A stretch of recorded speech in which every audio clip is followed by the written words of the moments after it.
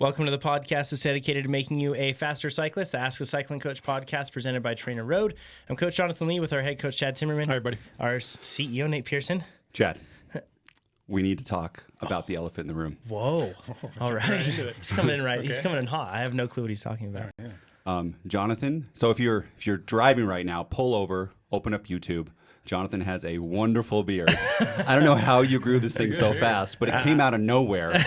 And now you look like a mountain man. Yeah. It looks attractive. Snow has arrived. And as such, you have to put it on. It's legit. Like, you grew it in well. Yeah, I can grow a good beard. Yeah. It grows and it fills in quick too. So this is like it came out of nowhere. This is like a week and a half or 2 weeks. Yeah, 2 weeks of beard growing. Anyways, Hi everybody.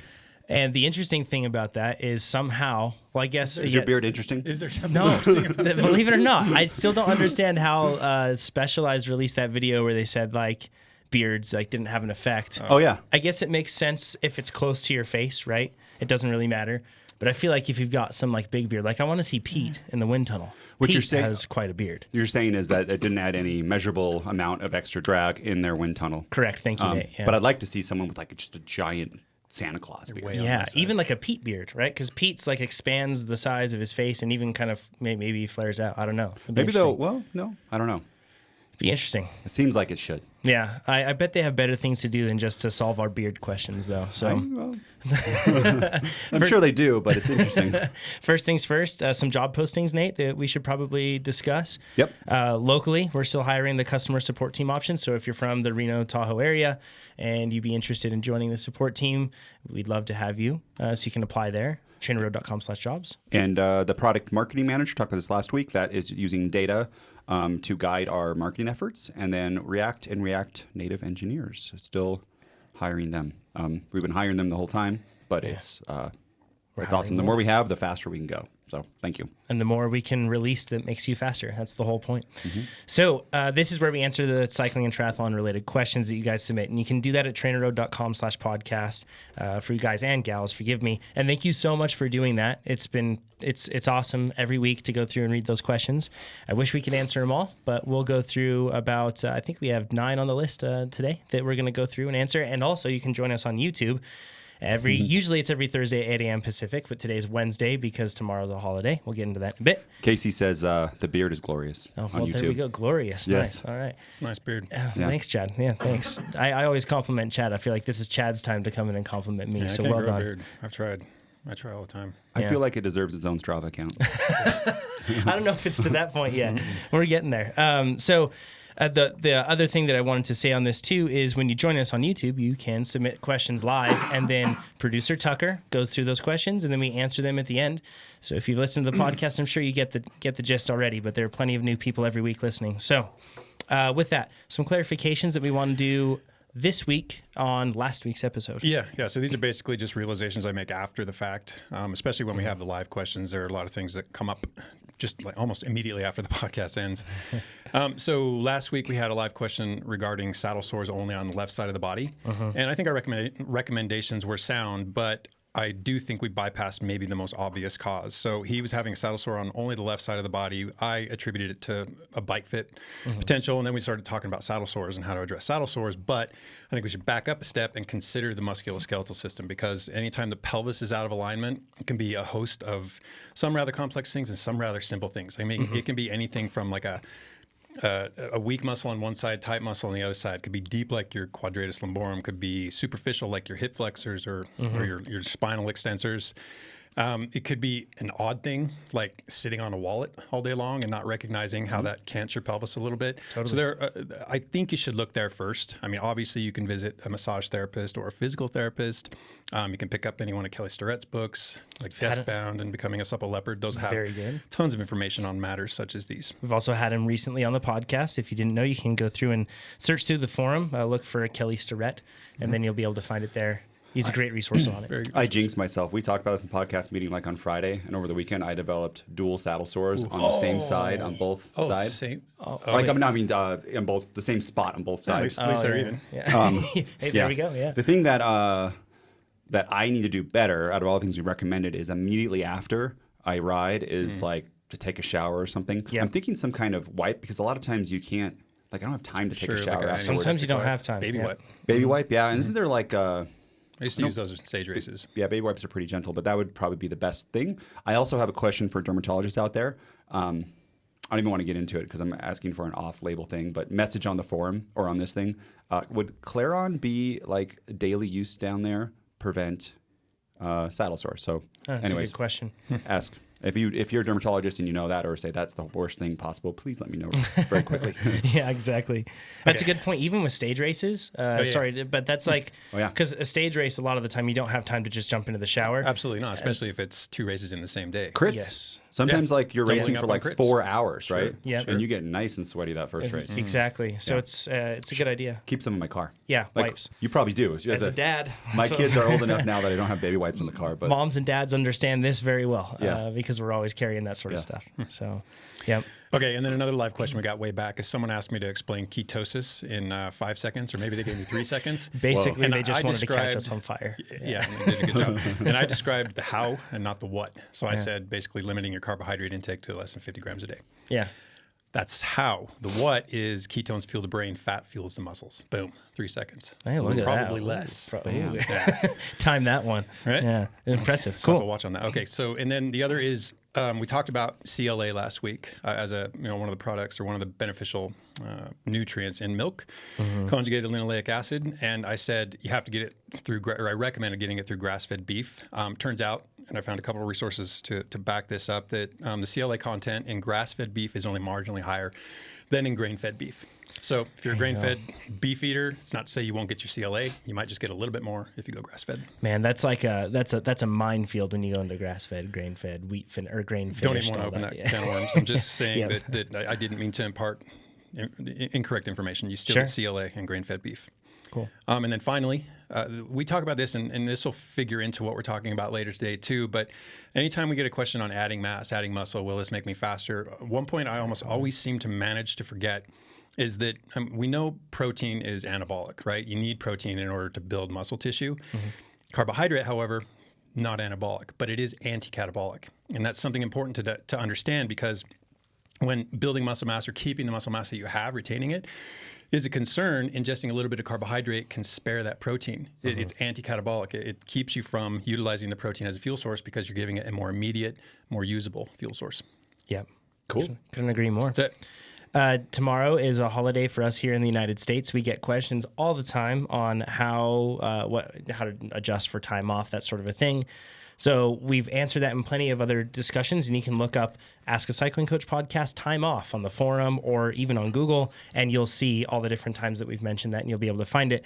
But that said, with this specific holiday, how are we going to train through, or are we going to train through this holiday? And for those, I'm sure everybody knows, but it's a holiday known for gluttony here in the United States, or just eating a ton of food, and for endurance athletes then incurring a whole lot of guilt. And then how do they manage that? I have a personal apple pie that I'm going to eat. Ooh, nice. I have it planned out. Yeah, Yes. your own pie. Yes. Yeah, I like It's that. a small one, but it's my own. Awesome. Chad, what are you planning on doing? No Like training through? gluttonous plans. So I don't plan to eat any unusual intake. Nothing. In fact, I don't really have Thanksgiving on the calendar. My travel schedule is such that I probably won't even partake in it. There will be celebration afterward, but my eating schedule is going to stay pretty much routine. As far as training goes, I don't have anything on the calendar right now, so my motivation's kind of at a low, and I'm just in maintenance mode. We're probably going to head over to going to Tucson, and we have a high school track. We're just going to go over and do steps and running and body weight type stuff just to Sweet. do something. Fun. Yeah, so no real training other than the moderate intensity rides that I am doing pretty consistently. Again, something we're going to talk about in a bit. Man, Chad's training, man. He is. Yeah, stealth training. Stealth training. Yeah, you don't put those up to Strava. I don't know. I don't feel they merit the acknowledgement. No, don't. Hey, everybody. Training is training. Like, And it merits it, everything you do. It is, yeah, but I don't want to see. You don't have to I don't do- want to demonstrate that I'm backing off right now and I have low focus. it's okay. Everyone has that. Yeah, It's that's actually true. good. It's Okay. the off season. Like people, you don't have to be like. No, absolutely. Yeah. There's this thing. Like everyone, you go look on everyone. It's like Facebook and Instagram. Everyone's living the best life, doing amazing things, Yeah. nailing workouts, being in It's amazing not places, real. mountain biking all the time. Yeah. Exactly. Things go. You ebb and flow. Your motivation I and do your understand performance. that. Okay. Yeah. All right, Yeah, I'll for post them. sure. Like I'll post them. People can see all my petty workouts. It's like Hey, people super posting exciting. things. We're without going to get makeup. into that later, though. Yes, yeah. actually. There's motive behind that. So, and yeah, follow us on Strava. It's good times. We're always on there interacting Nate with Pearson, folks. Jonathan Lee, Chad Timmer.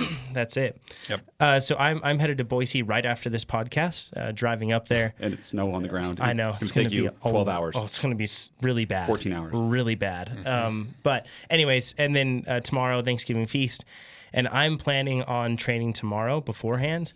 So then I can build up. What I basically do is in the great balance of guilt that we have, like the bank of guilt and training and all of that stuff. I'm basically gonna run up that I guess you'd say a negative balance, so then I can fill it back up with some food there.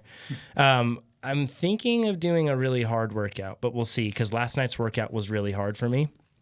So we'll see if that's just because of a bad night's sleep or something more. But I'm thinking I'm going to try Broken Finger. And if anybody wants to look that one up, It's a brute. and if anybody wants to do it on Thanksgiving, you can join me and do it.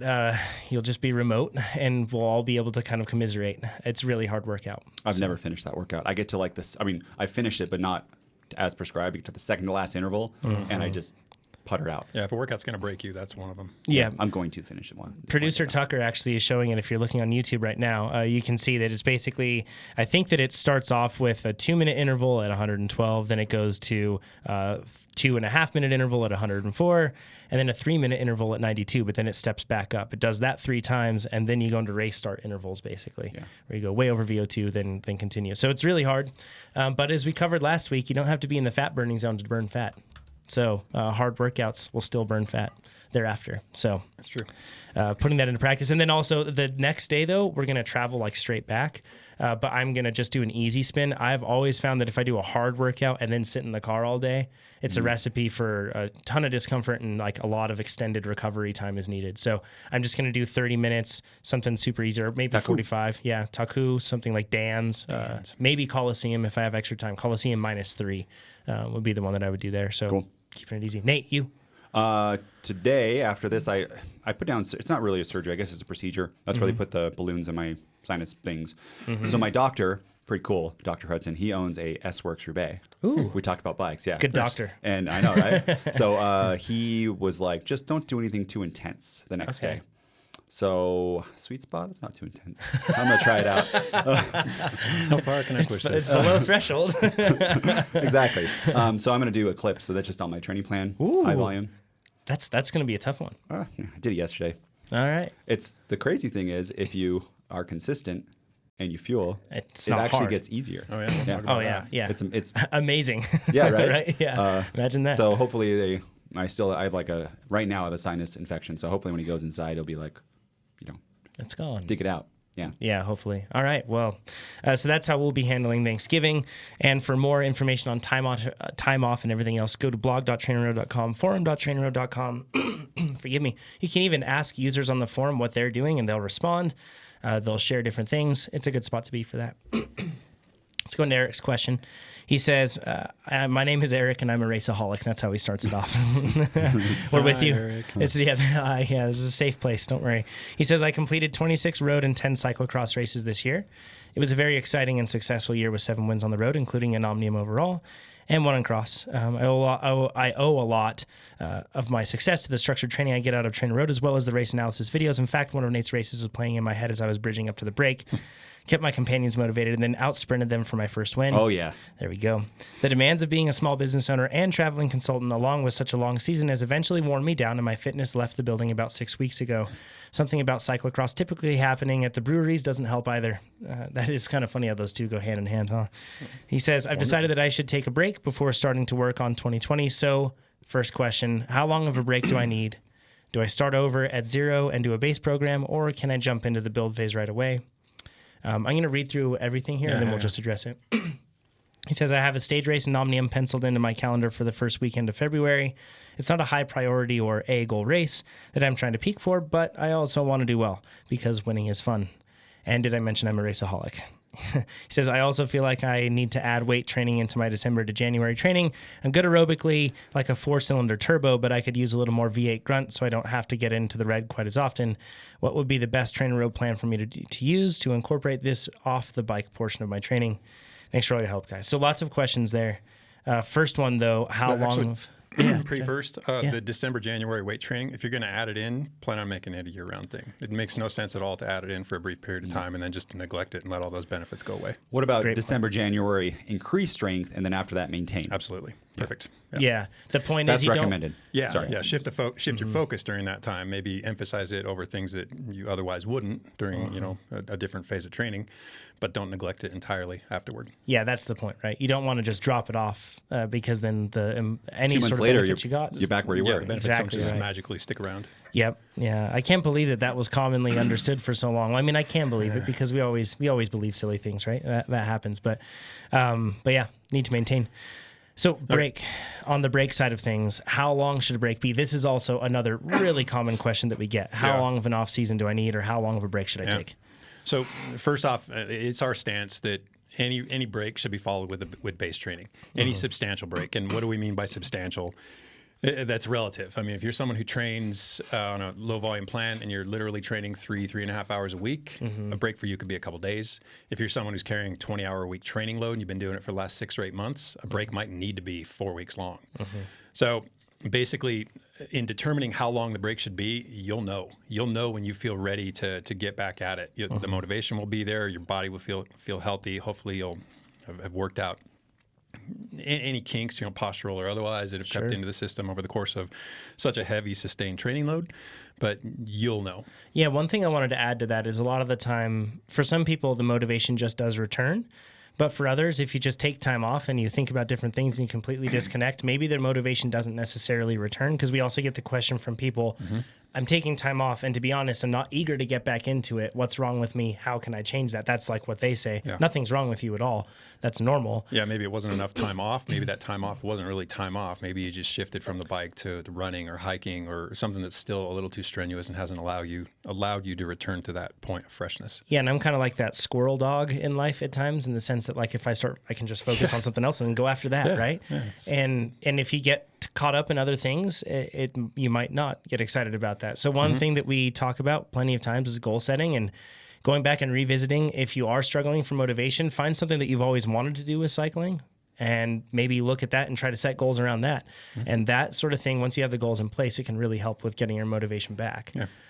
So that's one side. Yeah. So again, how long a break should be, what's real for you, what constitutes a real break is relative, but probably nothing longer than 2 or 3 weeks.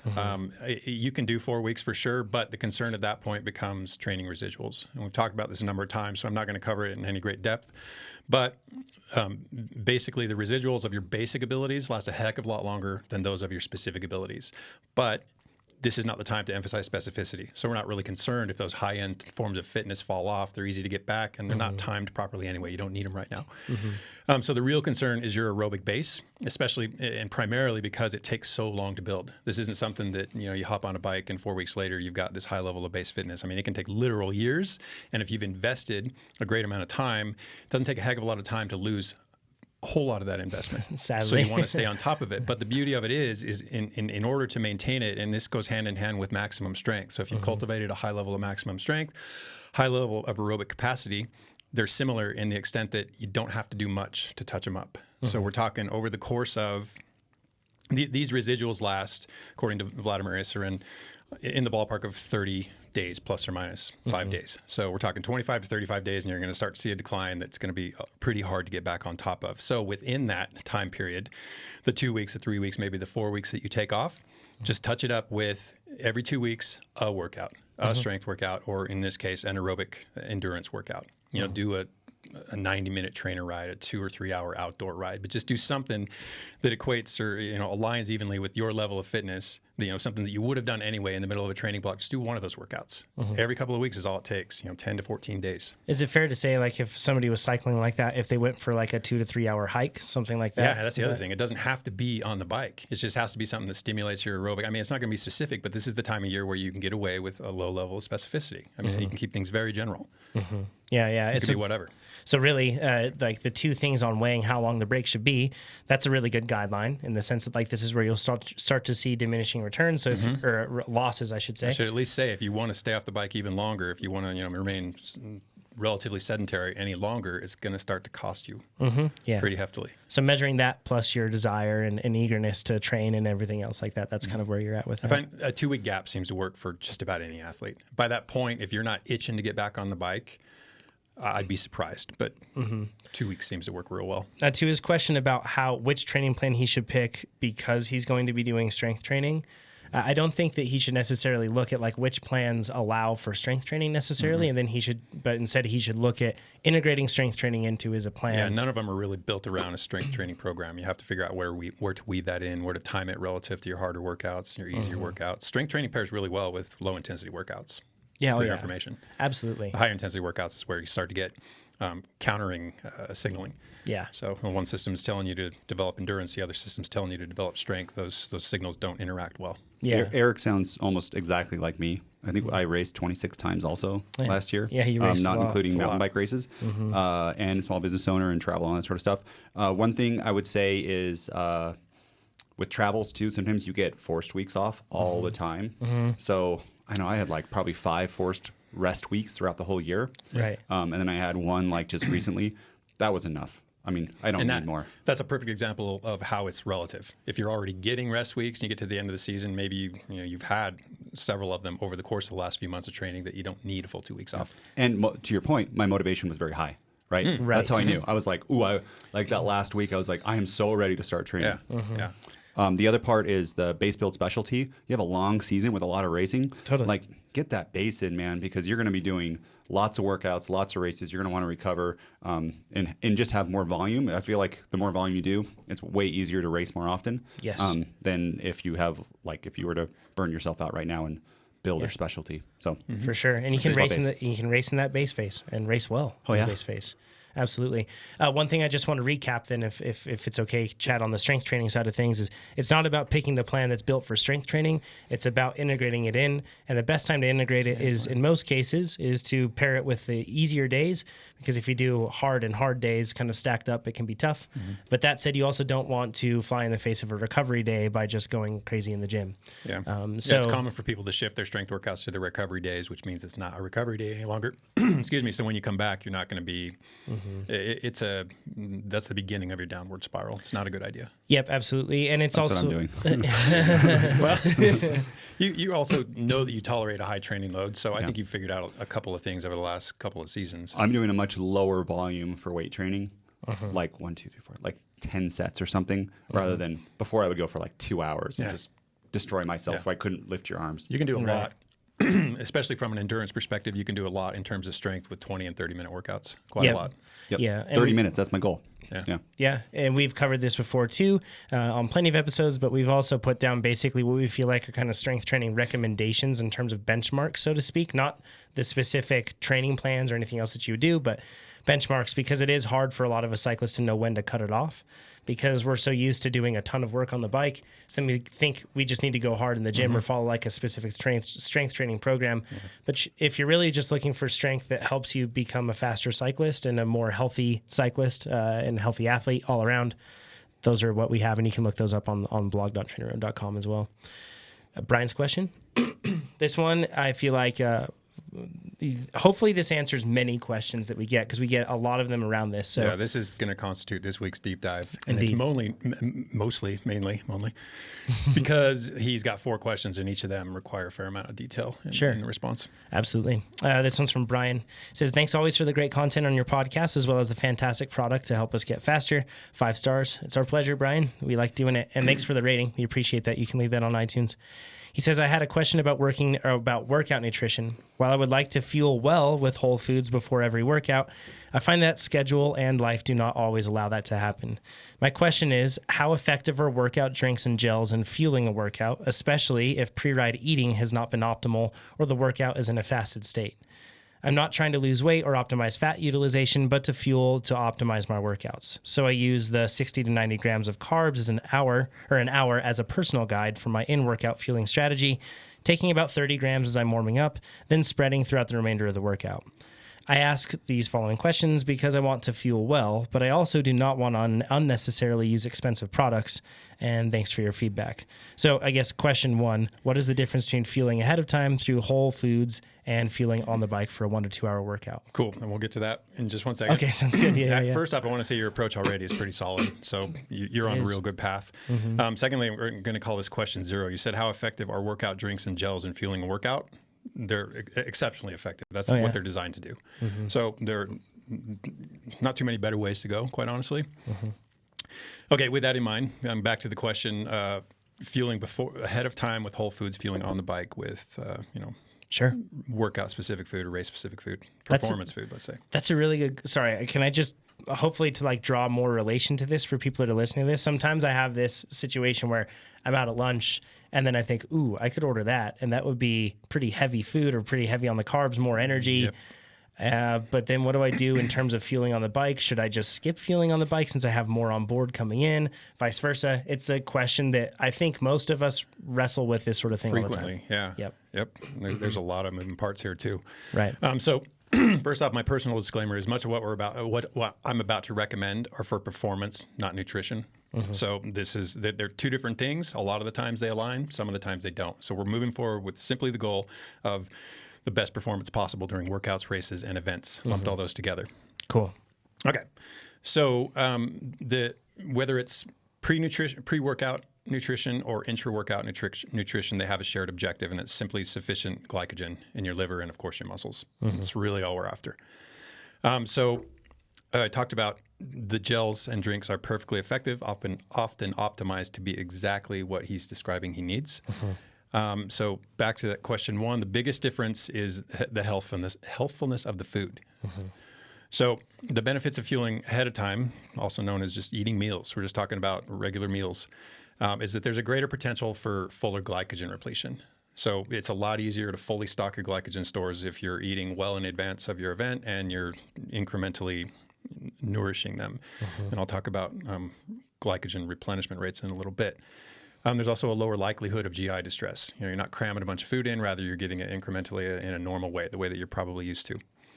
There's an opportunity for carbohydrate loading when you do it well in advance. You can't carbohydrate load immediately before an event. It's simply impossible, but it takes literally days or at least a day prior. You can eat whole foods or regular meals, just like I mentioned, to accomplish this loading, this glycogen loading. And that means that there's a higher, often much higher nutritional content. So you can actually focus on nutrition, not simply fueling. Yeah.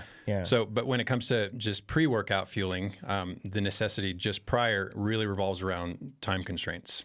So maybe it's pre-workout, maybe you're just rolling out of bed, maybe it's pre-race, the morning of an event. But in any case, there are a lot of situations where you're not optimally fueled coming into a workout or an event. So most commonly, it's just early morning. You're straight out of bed after an overnight fast. Or for whatever reason, over the course of the day, you missed your meal. So now your workout's at 4 o'clock and you skip lunch. What do you do? It even happens to me like when I have planned to train at a specific time in the afternoon and then the day gets busy. Absolutely. So then I spend 1 to 2 extra hours, and as a result, I'm further away from that eating window. Yep. So when you have to eat in this narrow pre-workout window, the emphasis with your nutrition shifts toward the rate of absorption. What you're concerned with is how quickly you're going to get it into your system. So the narrower that window, the more digestible your food needs to be, more rapidly absorbed. So we talk about digestible, which is basically food in the mouth, into the stomach, into the gut, into the blood, actually reaches the muscles so you feel that nutrition doing its job. A better term actually would be absorption, because digestion really takes place in the stomach. It's absorption in the small intestine that we're concerned with. We need it in the bloodstream. The narrower the time frames, the more important that rate of absorption gets. And while some of this is subjective, we're going to speak in generalities here. Typically, foods absorb this quickly. Doesn't, across people, there's probably some wiggle room. I'm sure there's some wiggle room there. Anything nutritionally related always has a certain level of subjectivity. We know this. Yep, always does. But in terms of, and I'll go through all 3 macronutrients with heavy emphasis on carbohydrate, because that's really what we're talking about here. The simpler, the faster, the more quickly it becomes absorbs and goes to work.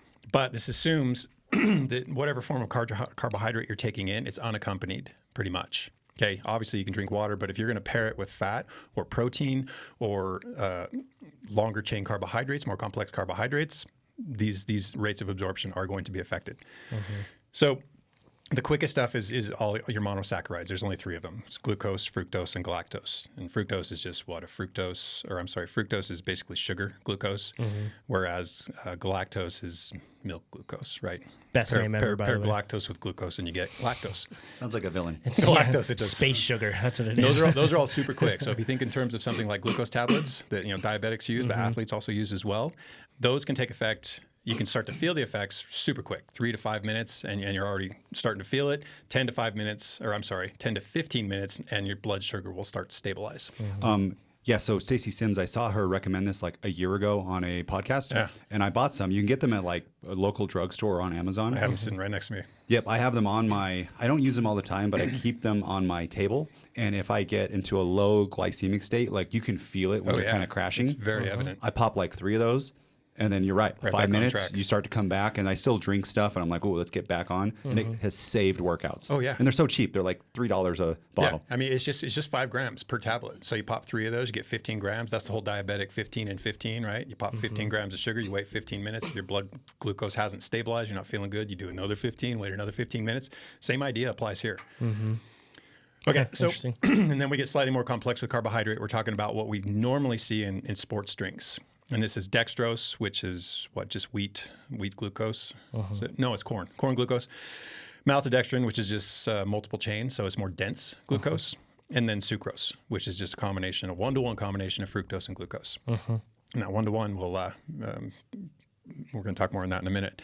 But in any case, this is more of like a 10 to 15 minute absorption rate. You'll start to feel the benefit of ingesting these things in about 10 to 15 minutes. Which means that when it comes to pre-workout, you don't want to time this outside of probably that 15-minute window. Any more than that, and you risk what's called rebound hypoglycemia, where your insulin spikes and blood sugar is absorbed, and you go into a workout feeling lower than low or raised. And I've done that a number of times. Yes, this happened to me for years, and I never knew. Like I would do sports drinks for an hour leading up to the race, and then you'd start the race, and I'd be on the swim and triathlon, and I'd be shaky. Yeah, dizzy. I think I heard too this because like it affects different parts of the population different. Like some people have this happen to them, some people don't. Probably. I definitely have this happen to me, and it can ruin a race and a workout. And you think I'm just gonna sip it all the whole time, but no, like just right before, 15 minutes or less before. Yeah. I'm like nothing between 3 hours before, like just don't eat anything. Really under 30 minutes, and this is probably subjective too, but if it's less than 30 minutes, you're probably safe. But this, as with anything, you want to experiment with it and find out how it affects you personally. Yep, easy to practice in training. Totally. That's the nice part about having a structured plan is that you have a workout that you can count on every day. It's also controlled, or you know what sort of work you're going to be doing. It's really helpful in that regard. Okay, so that's sports drinks, 10 to 15 minutes. Gel's pretty much the same timeline. You just have to ingest them with a large bolus of water.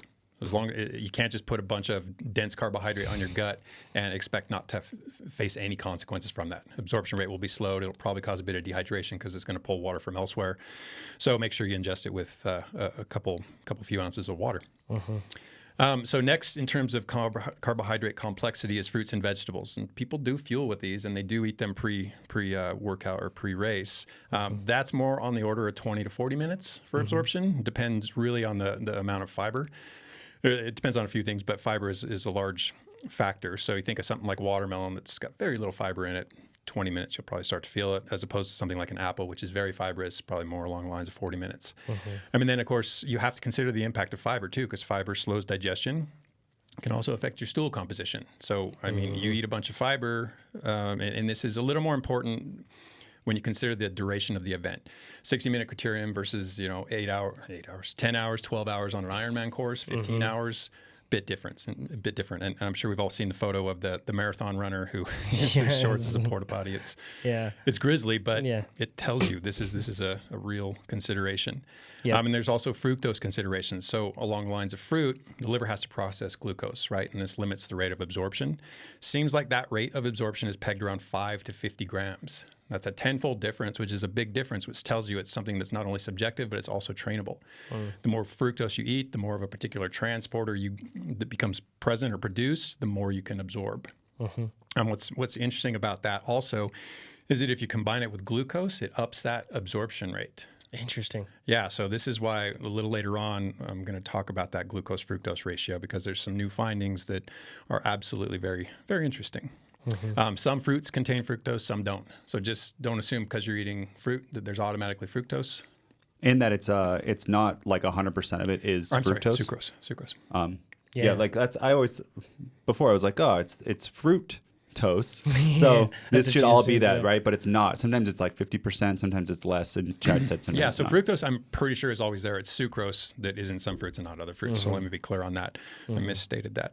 And then a little on down the line, potatoes and sweet potatoes. And these are vegetables. They're root vegetables. We're looking more along the lines of an hour. And then fruit juices and fruit smoothies. So fruit juices are fiber-free. So that's going to get into the system quite a lot quicker than something with fiber, which is a smoothie, because you're just blending the entire fruit. So, fiber-free, maybe 15, 20 minutes. With fiber, 20 to 30 minutes. Still pretty quick, but there is the impact of fiber to be considered. And then finally, in terms of carbohydrate, way up on the complexity range, we got whole grains and beans. And you're looking at a couple hours there. And this is typically why we say eat at least 2 hours out, preferably more like 3 hours out if you plan to consume complex carbohydrates. Yeah. Okay. That's a good rundown right there. That is a good rundown. Thanks, Chad. I learned a lot awesome. over these last few days. Yeah. Okay, and then proteins and fats, I'm going to touch on these because it's pretty evident that they do not metabolize quickly. So this has to be eaten, days before or at least hours before. In the case of seeds and nuts, 3 hours. In the case of dairy, we're looking at anywhere from 90 minutes to 5 hours. And that depends on a couple things. First is the fat content. Skim milk is obviously going to process a lot quicker than whole milk. And then the far end of that spectrum would be hard cheese. So we're talking really dense fat, right? And then the proteins in, the proteins in milk are casein and whey. Two ends of the spectrum. Whey, if you take it alone and you do it in a reasonably sized dose, that can be in your system inside of an hour. Whereas casein can take up to 7 hours to fully digest. And this is why strength athletes will have a casein shake before they go to bed at night, because it's really slow releasing. Interesting. And then meat and eggs, we'll just pair those together, 2 to 5 hours. The leaner it is, the more quickly it's going to digest. The fattier it is, so think something like pork, it's going to take a heck of a lot longer than a chicken breast. So you mentioned this before, but so if I have fat like seeds and nuts Yep. with white rice, it's going to slow down the absorption of the white rice. Yeah. So if you have peanut sauce on your white rice, you're like, oh. It's not all independent. It doesn't go into different avenues within your body and then they all operate independently. It affects our absorption rate. Yeah, it's simply not going to absorb as quickly. It'll still absorb, and the fat's going to absorb more slowly. So you're going to be carrying that around the whole time, which can be pretty uncomfortable. Yeah, absolutely. So basically, any proteins and fats that are going to be ingested have to be done with plenty of time prior to your workout. Yeah. And then just a few considerations. Sorry, that's annoying. That's the time of year. Yeah, apparently. Meal size impacts your digestion rate and therefore your absorption rate. So big meal prior to a workout, it's going to take even longer to absorb. Probably not a good idea on a few levels. Hydration affects your rate of gastric emptying. So if you're dehydrated, it's going to slow it down. I have some actual statistics to share on that a little later. Drive that home. One thing on that, that's why it's so, you get into that spiral where you become dehydrated and then you don't feel like eating. And then even if you do eat, it's not like it's going to be optimal uptake of that food. At a point, you might as well not eat at all. It's so rough, right? Yep. That's why it's so important to keep up on it. And the intensity of the work you're doing obviously dictates your food selection. It also dictates the concentration. So if you overdo it on your carbo fluid with too high a concentration and you're working at a really high intensity, that can definitely lead to some gastrointestinal distress.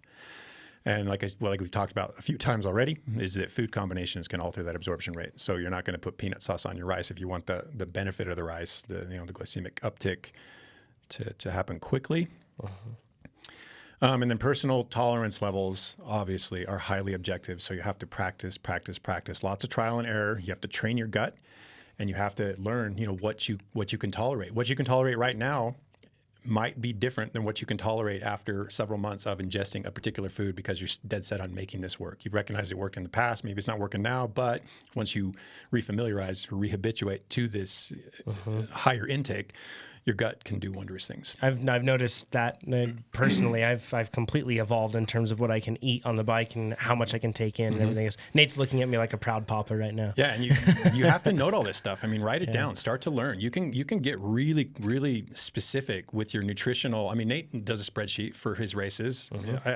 used to scoff at that. And then, he finishes these races and I cramp severely 6 hours into a 7-hour ride. Right. Yeah. There's something to it. Credit where credit's due. The notes part is super important. It's because it's easy to skew it in perspective. And also, if you have a plan going through, it makes it really easy.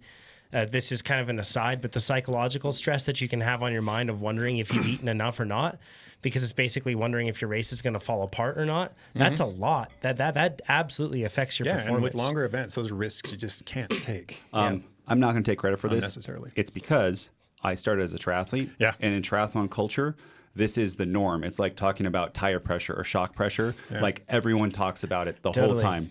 And Jonathan, think about how much of your career and stuff you limited yourself for performance because you thought, I have a fussy stomach. Yeah. Right? Yeah. Think of like nationals. You could have done better. Like in the build up to nationals. Everything. Yeah. Yep. It's crazy, right? And it's just because, basically I hadn't really been diligent in going through the process of figuring out exactly what worked and what didn't work, and then how to take it in and at what rates. In triathlon, you consider it like, you have swim, bike, and run, and then eating. It's its own event, its own thing that you have to, like you said, train and concentrate on and try to improve. And it's amazing. Like, I know that like road cyclists love to scoff at triathletes, but they would learn so much and get so much faster if they would, at the very least, just adopt this portion of what they do really well on the nutrition side. Triathletes, it's because they want speed first and style and caring what people think about it is second. And whereas road is many times flipped. That's why they started with aero helmet and aero bars, right? Yeah. People scoffed at those at first. Yeah. Now everyone has it. And there's so many things that start in tri world and then get into road Triathletes, stuff. by and large, have their nutrition dialed. Again, it was something I never wanted to think that hard. So that's the reason I scoffed at it. Not because I thought it didn't work, simply because I didn't want to think that hard. Yeah. But the fact is, if you're going to do an event that takes 5 to 15 hours, you need to think that hard. Yeah, you absolutely do. Mm-hmm. Yep. Okay, a couple other minor considerations on this question before we move on to the other ones, which I promise the replies are much shorter. When eating is restricted to just prior to the workout or event, the duration and the intensity of the workout can absolutely affect your intra-workout nutrition. Yeah. So totally. if you get up in the morning, you have a small pre-workout meal, but you're doing a 3-hour ride, obviously you're going to have to fuel in the midst of that ride as well. That small meal is not going to carry you, probably not, especially if the intensity is up there. And then when eating well in advance of a workout or event, consider the meal size and what the meal was relative to that time gap, because you can burn off all that fuel by the time you actually get to your workout and again, be underfueled. Yeah. In experimentation, I've found that for me, it's around 2.5 to 3 hours. I basically, after that Depending point, on what you eat. Yeah, exactly. Yeah. Typically, like, pre-race, that sort of stuff, it's something that's free of a lot of fat. It's hard to go fat-free on everything. Just there's fat in everything, basically. But you keep it low, though. Rice, and then with rice, I'll have something else with some vegetables that aren't too high in fiber, that sort of a thing, and then not a lot of protein. And that's what I'll use. That's what I'll try to take in. And I've noticed that for me, it's around 2.5 to 3 hours. Nate, what's your kind of time window that you have For a morning race?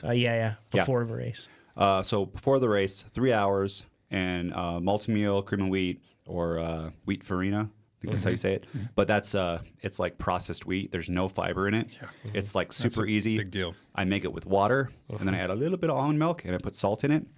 And what I've read for research, when I load for like these big races, I try to aim for 400 grams, which I've never done because that is so much. I even tried to before Sea Otter. I did too much of it, and I threw up. Yeah. So I don't think I'm ever going to hit that 400, but I can hit 200 pretty easily.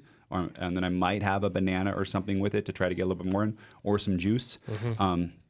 But yeah, it's easy. You can put it in your suitcase. You can make it pretty much anywhere. All you need is a microwave or stove. For my pre-race meal, that's like, so the one that I described is like my everyday lunch sort of thing before training. For pre-race, I always go with cream of wheat. And the best part about cream of wheat, at least for me, is that I can just take hot water from like a coffee maker in the hotel room sort of a thing if I'm traveling. Just heat up the water in there. Then after that, put it into the cup, and then I have cream of wheat. Can you make some of those things work with just hot tap water? Yeah, you can. Yeah, it can be tough, but yeah, especially if you go with like the instant oats sort of a thing. Yeah. Like it may not be as high quality, but I've found that I've gone with like just really hot water and from a hotel bathroom, and I've been able to get it. If you're desperate, I guess that's your only. I've done a little like jet boil camper stove thing. Oh yeah. Where you boil that too. That's a good idea. It's probably not to do in a hotel room, but do it in the parking lot. Yeah. If everything's fine, right? Yeah, no, I'm not. Cool. So question two. Question two, go ahead. Yeah. Is there a difference in carb quality between whole foods and on the bike gels and drinks? When taking gels and drinks on the bike, how long does it take for them to begin to actually provide usable food for the body? So we've kind of covered some of that. We basically covered that. Let me just say that there's a huge difference, but nutrition is not the objective here. Fueling is. So you got to look at it through that lens. So let's just recap fastest to slowest. Yep. Something like glucose tablets, super fast, but the carbohydrate content's low. So it's not a realistic race fuel. It's a desperation maneuver, really. Drinks and gels, 10 to 15 minutes. And then solid foods, 20 minutes to several hours. Yep. Question 3, is there an optimal strategy for spacing or taking the gels, i.e. front load without causing stomach discomfort or spread throughout evenly? Absolutely. Fueling objectives are really threefold. You want to avoid the wrong foods, you want to avoid too high concentrations of proper foods, and you want to avoid too long periods between your nutrient intake. That's it. So when you're spacing meals over the course of a day, it also depends whether you're coming in. It will affect whether you're coming into your workout low versus topped off. Yep. And if you slam it all at the last minute, probably going to be a little bit glycogen depleted, as opposed to doing it properly over the course of a day and doing it with the right foods, recognizing what your objectives are. You can come in topped off. Because that's going to allow enough time for absorption. And yes, and this becomes a concern of glycogen synthesis rate, something I've wanted to talk about for a long time. This obviously changes relative to your workout proximity. So it's something that has to be considered well in advance of something like Leadville or an Ironman. And the rate of glycogen synthesis actually slows as your muscle glycogen stocks up. So it's not a constant thing. It doesn't just synthesize at this rate, give it this much. It's as it tops off, that rate of absorption gets slower and slower. So you have to affect your intake accordingly. Rates, this seems to be pretty widely accepted, is anywhere from 0.8 to 1.2 grams a kilogram. That's about all the faster your muscles can absorb glycogen or synthesize glycogen out of the incoming glucose. And that translates to about 0.4 to 0.6 grams per pound. Yeah. So that's always a helpful way to look at it. It's not quick, but those are statistics that are useful if you're trying to carbo load, or even if you're trying to just make sure you have the 400 or 500 grams of glycogen that your body can store on hand when needed. Right. Spacing of carbohydrate fluid and carbohydrate gels during workouts or events. The rate of absorption in your gastrointestinal system relates to the intensity. So the higher the intensity, the more simple those carbohydrates have to be. It's really that simple, and that's why most athletes who are working at a fair clip simply drink carbo fluid. Maybe hit a gel every once in a while. With like a cross-country Olympic sort of stuff, criteriums, that sort of stuff. I can sneak in a gel sometimes. Yeah, but even then, it's tough. You got to pound it with a bunch of water. Your mouth's probably already dry to start with. I mean, it's just a bottle or nothing for this. And the bar's hard. And I would consider it. Right. The thing that I do, and I don't know if this is their science behind this, Chad, but so if we're doing, I just did 3 by 20 minutes at Sweet Spot yesterday.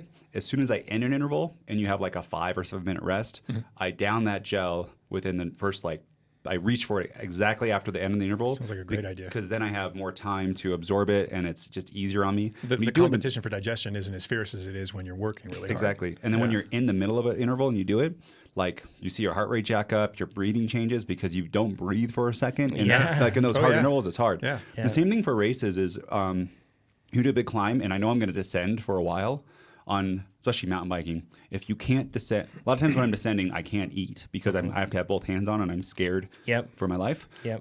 But when you crest the hill, you don't want to do it, but I'm like, okay, I'm going to do. That's the time. I'm going to slam 2 gels right now, and maybe that's not optimal, but that's better than 1 and not having it all during the descent. If you know you can tolerate it, and you know you can, I can. I don't think there's anything wrong with it at all. Yeah. Or you slam a bottle, it's right at the top. Tops of climbs for mountain bikers, they know that at the top of the climb, that's when you take in fuel. And if you watch, feed zones aside, right? Because everyone always drinks in the feed zone, that sort of a thing, and they move on. But if you watch the onboard nutrition that they're carrying on their bike, like the bottle, in almost every case, they're going to drink that at the top of the climb. And it's because that way they're going to have a descent and they'll be able to take care of it. Anytime they're doing it on the way up, it's the end of the race, or they've made a bad mistake and they're in a bad spot. Exactly. Yes. Yeah. It's actually another pro tip is just seeing when your competition's drinking when they're going up, like a really intense sort of thing. attack them. Probably in a bad way. Like it's the time to go. And only if it's intense, right? If it's if you're doing like a gravel race, sure, you can eat that's the whole different. time, space it out. Like Leadville, space it out. Yep. Yeah. But I it's a would still different deal. eat before I descended Columbine because I'm not taking my hands off the handlebar. Yeah, Yeah. sure. That's another consideration. And that's like too. a 20 or 30 minute descent, I think. And that's a really good consideration over something as long as Leadville. You miss a 30-minute window, a 30-minute nourishment window, that can definitely impact the last couple hours And you're of not your doing ride. much, so your stomach's like, it's more likely to absorb than when I'm pedaling. So No, even makes more sense. reason to have Absolutely. one. I actually remember exactly what I did on Columbine this year. So going up, I hardly drank anything going up because it's not that it's crazy intense, but that's one of the harder points of the race. So I didn't drink a whole lot other than I had some water and some carbohydrate drink. I was just drinking Mar10 320, and I had that. I didn't bring a Camelback on that section because I didn't want to have the extra weight going on that, right? Oh. So I got to the top. I kind of saved my bottle that I had, and then I had another bottle in my jersey, and then I had all the gels. Once I got to where, and for those that don't know the course, it gets to a point where it kind of flattens out toward the top, but you still keep going for a little bit. I don't know if you remember this, Nate. It was all extremely steep. Yeah. Yeah. So it kind of gets to a point where it kind of flattens out-ish, and then you get to the turnaround. And by the time I actually got to the top there, I took in 2 gels at the top, and they were the Mar10 gels that I had. Then once I started descending and got past all the craziness and got to the fire road, I drank my entire bottle, and then I ate another gel. So I had known from previous experience in training my body that I could take in a lot of carbohydrate in one moment, right? Like I could take it in, my body can process it as long as I'm not sprinting and going crazy right after. Sure. So I took in all of that just on the descent, and then with the plans of then meeting up with you later on, and I was able to grab the rest of the pack and everything else. But so that was like one of my biggest eating spots on the entire race was coming down in that section. Just not when it's really scary at the top when you're descending with everybody. Sure. I did the flat spot, and then once I got to the fire road. So it's, super important to space it out like that. Okay, back to how you, during a workout, ingest fluids or gels. You also need to understand that carbohydrate impacts your hydration levels. So really, if you're looking at using your fluids for hydration, you want to keep the carbohydrate content 3 to 4%, no higher. Any higher than that, and it starts to become something else. Not as much about hydration; it's about nutrition. Unfortunately, this is a trade you have to make. If you're gonna use fluids to kind of hydrate but mostly nourish, you have to recognize there's going to be a little bit of potential for dehydration there. So you have to combat that with, just water if at all possible. Sometimes it's not, and you just have to accept, I'm going to be a little dehydrated, but sugar is more important right now. That's just how it works. So I'm going to have a 6 to 8% solution or 8 to 12% solution, et cetera, based on what you can tolerate. Right. Yep. As far as gels and carbo fluid, with workouts under 60 minutes, if you're topped off from the night before, didn't do a hard workout, you're getting up, you're in a fasted state, maybe your liver glycogen is depleted, but you still have plenty of muscle glycogen on board. Don't sweat it. If you're worried about that whole muscle catabolism, 5 grams of carbohydrate, and we're talking about literally one of those glucose tablets, is probably enough to stave off any catabolism that'll take place over 30 minutes, then maybe another one for the remaining. So 10 grams total over an hour-long workout. And then obviously it has to be quick carbohydrate. Yep. Over 60 minutes, carbohydrate ingestion is not only recommended, but it probably becomes necessary. Right. And in this case, we're talking small amounts frequently. So if you've done your spreadsheet, whatever, and I'm going to take in 20 grams all the way up to 120 grams over the course of each hour, and just break that up in 10 to 15 minute feedings. Do the simple math and make sure you're eating every 10 to 15 minutes. Any longer than that 15 minutes, and that's when you start to risk unnecessary depletion.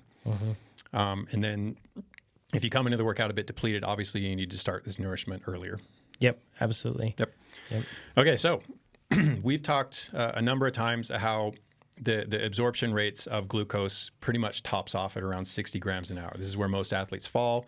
But if we couple that with fructose, because of the different transport systems, we can add another 30 grams of fructose, making it about 90 grams of carbohydrate as the high end of things per hour. Experientially, we have noticed with both you guys, you can well exceed that. So there is new evidence, and outside of us. Outside of us. I call this from basically 2 books. It's the RP Diet for Endurance by Alex Harrison and various co-authors, and the Renaissance Diet 2.0 from Mike Israetel and co-authors, and these are reputable folks in the field. And I'm sure they do cite studies, and I did start to dig into some of the studies. But when we're talking evidence-based, it doesn't just have to be research from a laboratory. They're looking at hundreds and thousands of athletes that they've worked with over the years, and these are the things they found. That's about as evidence-based as I need anything to be. So we used to say it is a 2-to-1 ratio of glucose to fructose. And basically, you would just run up to that 60 grams of glucose, and if you needed any more, then it had to be fructose. The recommendation from these guys is that you start with a 1-to-1 ratio regardless. Interesting. For a couple of reasons. One is that the 1-to-1 ratio is frequently better tolerated during high-intensity work, and it's just better tolerated across athletes. So if you haven't experimented with 30 grams of fructose, 30 grams of glucose before, knowing that you only need 60 grams per hour, give it a shot. See if it works better for you. I mean, if it ain't broke, you don't need to fix it. But if you are dealing with GI distress, maybe make this a consideration. It's worth trying. What's interesting about this is they've touted absorption rates of 144 grams per hour. That's a lot. That's enormous. I mean, we used to think 90, and these guys are jumping it up to 144. And they attribute that to the fact that, well, let me say, their quote is, convincing evidence has shown that nearly 90% of the population can consume, tolerate, absorb, and burn up to roughly 144 grams per hour of carbohydrate. And this is provided that the glucose or the maltodextrin is limited to 70 grams. And then obviously the rest of it's going to have to come from fructose, right? So, and there's something to do with if fructose and glucose are combined, there's a co-transport with glucose that allows you to absorb more fructose. So that fructose limitation of 30 grams is not a hard limitation. Interesting. But all this goes, you have to recognize that experimentation and habituation are absolutely necessary. Self-knowledge, train your gut. Think of the advantage over a long ride, like an Ironman or a Leadville or a gravel ride, to have this much more. At the end of a race, you got to kick it up. It is a legitimate game changer. So we've covered this before, and in fact, I'm even thinking of like a Strava comment that you got recently, Nate, because you were saying that you drank carbs and it helped. You had more carbs and it helped on the workout. Huge oatmeal. Yeah, that's right. Yeah, and which helps. And your workout was 2 hours, something like that, right? Yep, 2 hour sweet spot. And I remember somebody saying, like, people do workouts that are like days long and they don't need carbs. It's silly to think that you need that. So like, there's an old school mindset, I think, around carbohydrate and like loading and everything else, where people say like, you do that, you take in the carbs, and then you don't completely fall apart, which AKA bonk. Yeah, you can't, over long rides, long events, you cannot keep up with carbohydrate expenditure. You can't take in enough to match what you're using. It's tough, right? So like, a lot of people see that the only reason you would take in carbs would be to avoid a bonk. Whereas what research actually has shown is the fact that actually, if you take on more carbohydrate, performance improves. And recovery. So it's not just about avoiding a pitfall, so to speak, and a cliff that you'll fall off of. Instead, it's improving your level of performance the whole way throughout the workout. So that's just a kind of a shift for some folks. And it lowers the RPE. So if you could go into every one of your workouts, and instead of it being like an 8 or a 9, it's now a 7. Yeah. Man, it's so much easier to be consistent. Huge. Because everything like doesn't hurt. You just did Antelope, which is 5x10 sweet spot, not the hardest workout. You did a harder workout a couple days earlier. Yep. You had recovery time in between, but because you slept less, your RPE went up. Yes, and it was so much harder. So much harder, right? If every workout was just banging your head against the wall, it's hard to be consistent. You got to have a really sharp, like hard mind, but it's so much easier if you just eat a bunch of carbs. Yeah. And two, some people will say, we're not talking about ketosis. You could be a fat-adapted athlete and not have to eat. I don't think your performance would be as good as a carb athlete. In lots and lots of events, there might be some ultra-long distance would be better. And some people say, but if I do this, then I don't have to eat during the ride, which is true, but I like to eat during rides. And for me, especially a multi-hour ride. I don't understand what the big deal is. Like, people are like, but I don't have to eat. I did a... That's something that goes with the whole the ketosis approach, is that people they brag about eating once a day, and that's a drag. That bummed me out for the brief period of time I tried it. I only got to eat one time a day. I just wasn't hungry. So I either ate in the face of no hunger, or I only ate once a day, which is I feel like it's a negative rather than a positive. At least for me. If you don't have carbohydrate on hand and you for some reason can't take it in, it'd be really handy to have fat adaptation. right? Yeah. That's Yeah. one thing. Yeah. So, And if you're an but- ultra runner and you're going to be out there for 14 hours, the idea of carbohydrate at some point is not going to be appealing anymore. So it's nice to know that you can survive on fat metabolism. You'll have to alone. have a Sherpa carrying your carbs for you for that sort of a thing, right? Because you're carrying so many. One thing that I want to say with kind of the matching up of like, with all of this information that we've just discussed, and then kind of matching up, should I eat before my workout and just eat more, or should I eat normally and then fuel during the workout? How to balance that? I find that I feel better, and at least, I don't have any data for this at all, but I feel like I live a more healthy lifestyle, and I just feel better in general when I don't try to fuel my workouts excessively. Like, I'm just talking throughout the week by like eating a ton at lunch because I know that I have something else coming up, but instead sticking to a measured diet and then just making sure I fueled throughout my workouts as well. I find that it's personally a little bit easier for me to then optimize my body composition and just feel better in general. The contrast would be an extreme contrast to be like, big workout today, I'm just going to go crazy on the amount of carbohydrates beforehand rather than just always eating a pretty high carb diet. And then when I go through my workouts, making sure I'm fueling them appropriately. So kind of at least that's how I personally balance it. Yep. And the only thing I didn't cover is just real quickly, Brian, limit any of that front loading that you might have to do to inside that 30-minute window. We've talked about it already, but it bears repeating. His last question, at what point in the workout does taking fuel not help, i.e. the last minutes? This is a good question. Yeah. So first off, consider how quickly food absorbs. If you're, if it's 5 minutes to go, nothing you eat is really going to benefit that, short of maybe a glucose tablet. And what sort of impact is that actually going to have? Consider the closing intensity. If you're going full gas, what are you going to be able to digest? You might just have to grin and bear it.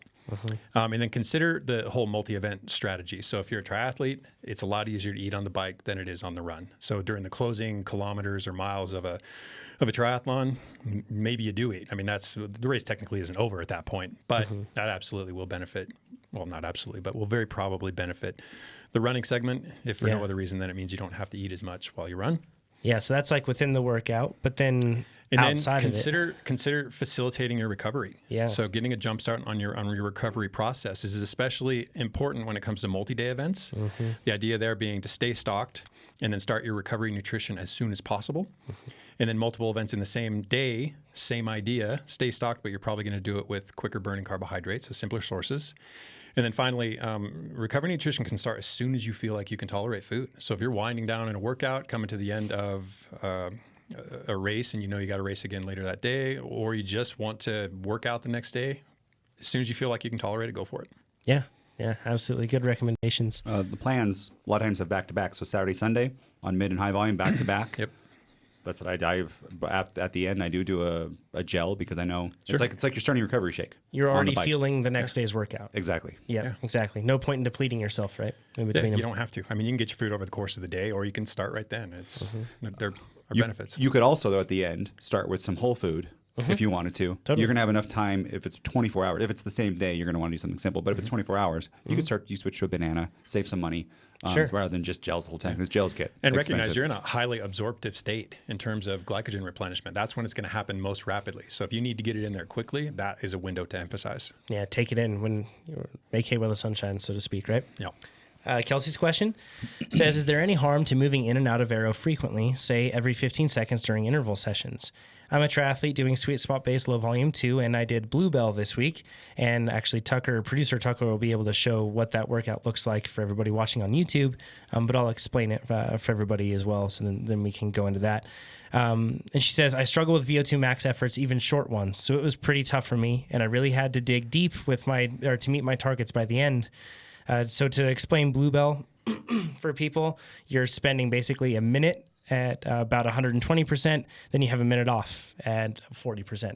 And then you end up doing that 6 times in a set, and then you have a break, and then that's 3 of those sets. Yeah. So minute 60, on, 60s. minute off.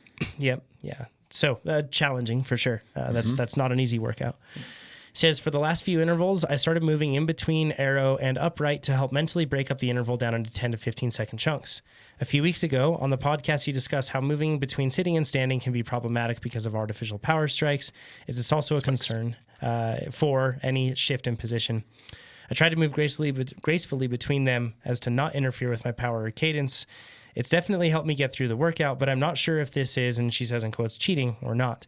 I'm on a regular fluid, not smart trainer.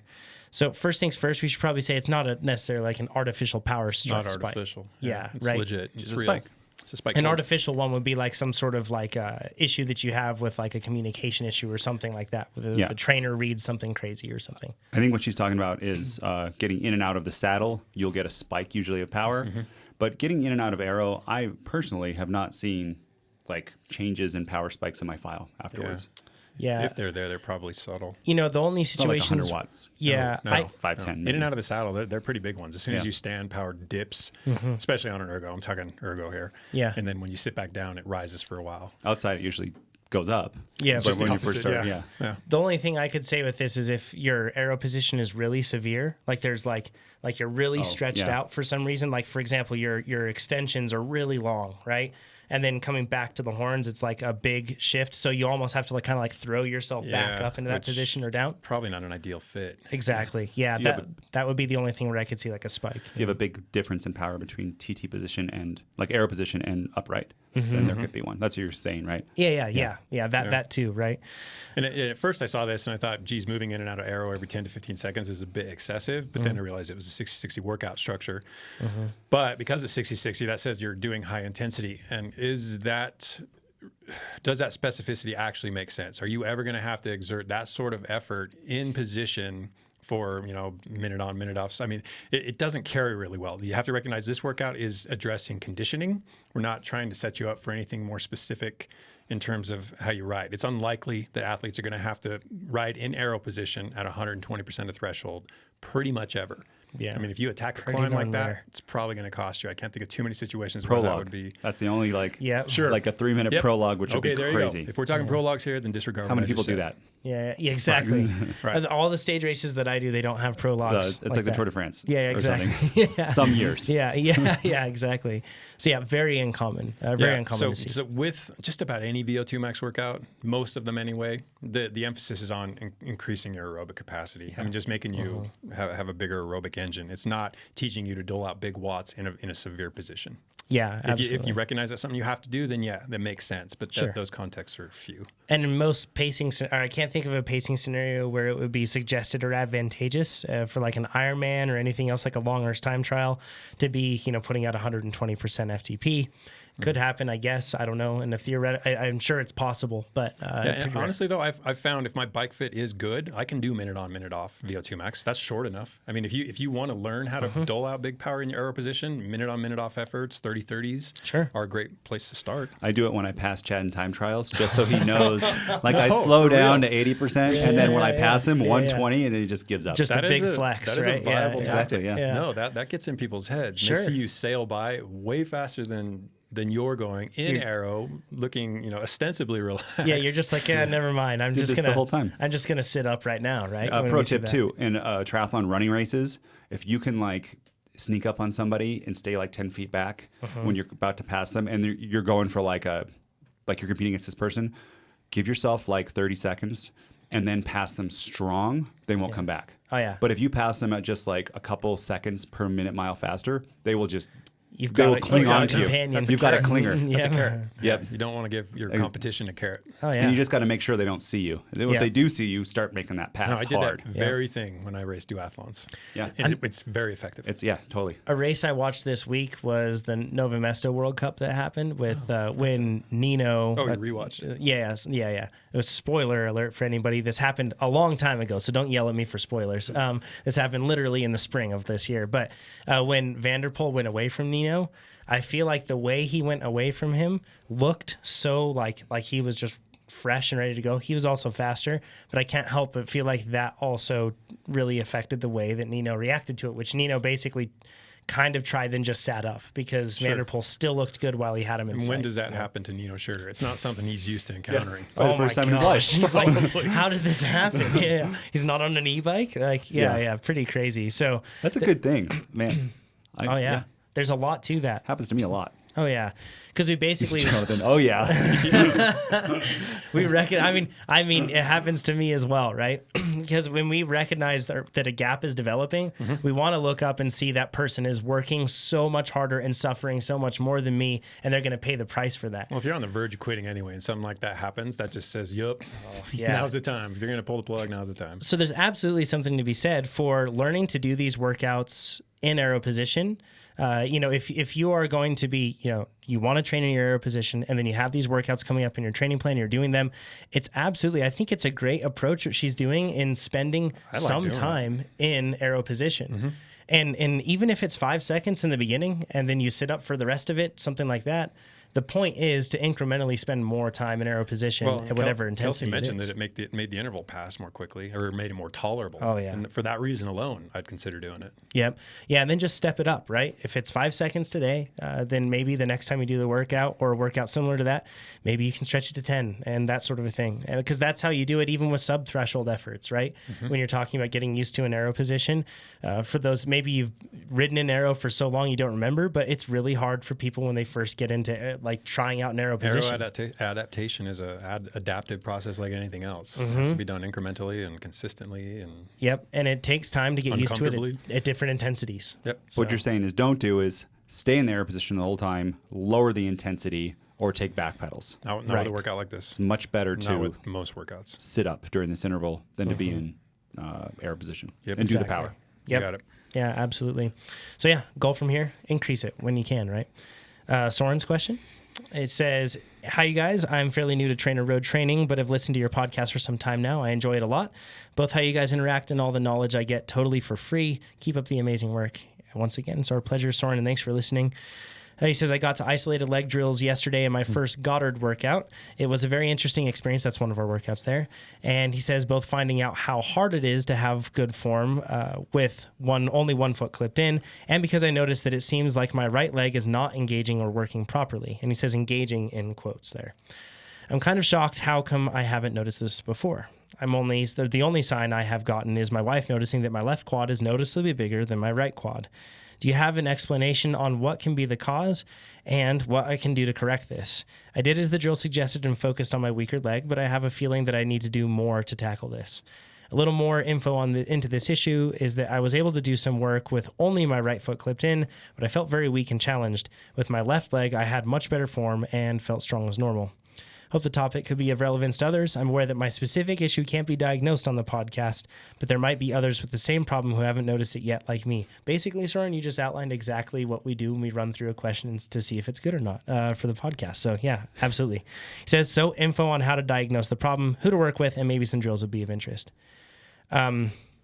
Firstly, we should probably start out and let you know, Soren, that you're not alone in the sense that everyone, whenever I do single leg drills, I always look down and I'm like, yep, one of those is different than the other. Yeah. They're always different. It's never like I'm perfectly symmetrical and both legs move through the pedal stroke exactly the same. That's largely why I prescribe these, why they're in the workouts, is I want people to just to recognize if there is an imbalance and then to decide if that imbalance is pronounced enough to need to be addressed. So in a lot of the cases, these are just form drills. They make it entertaining. They make you just refine each leg's movement, and that's pretty much where it ends. But they can, in this case, point out that there's sounds like a pretty big strength limitation here, or even a coordination limitation. Yeah, sure. Do you want to go into especially because the difference in the quad sizes? Yeah, exactly. I guess affecting performance. That's kind of like one thing, right? Like, because all of us have a certain imbalance, and we'll get into imbalances in just a little bit. But all of us have a little bit of an imbalance. But does it really affect performance? I guess is the question. Does it impact your performance as a bike rider, and does it impact your mobility as a human? Does this cause pain? Have you recognized that one quad is overdeveloped, and because of that, it's doing something to your hip, which is doing something to your low back, which is doing something to your neck, which is doing something to the way you carry your head, et cetera. Does it carry, and does it cause problems? In which case, absolutely needs to be addressed by in this case, probably a physical therapist or someone along those lines. Yep. And these activation drills aren't the worst way to go about addressing it. In terms of the coordination, and then in terms of the muscle imbalance, the different size quadriceps, you can just give unilateral strength training a shot. I'd probably want to know why there's such a discrepancy between my two legs before I just started, doing split leg squats or Throwing something. things at it. But you can just address it via strength training if you think that it might be as simple as you just neglect that side and rely too heavily on the left side to carry the right side. Yeah. It's kind of interesting on the like, I'm not 50-50. I don't know. Do you know what you are, Nate? 50-50. You're 50. Really? Perfectly balanced. Yeah, but I can't do leg drills the same on both sides. It still looks different, right? Yeah. Yeah. That's normal. Don't right? sweat it. Like, yeah. I'm not 50-50. Yeah. And many people I know are not 50-50.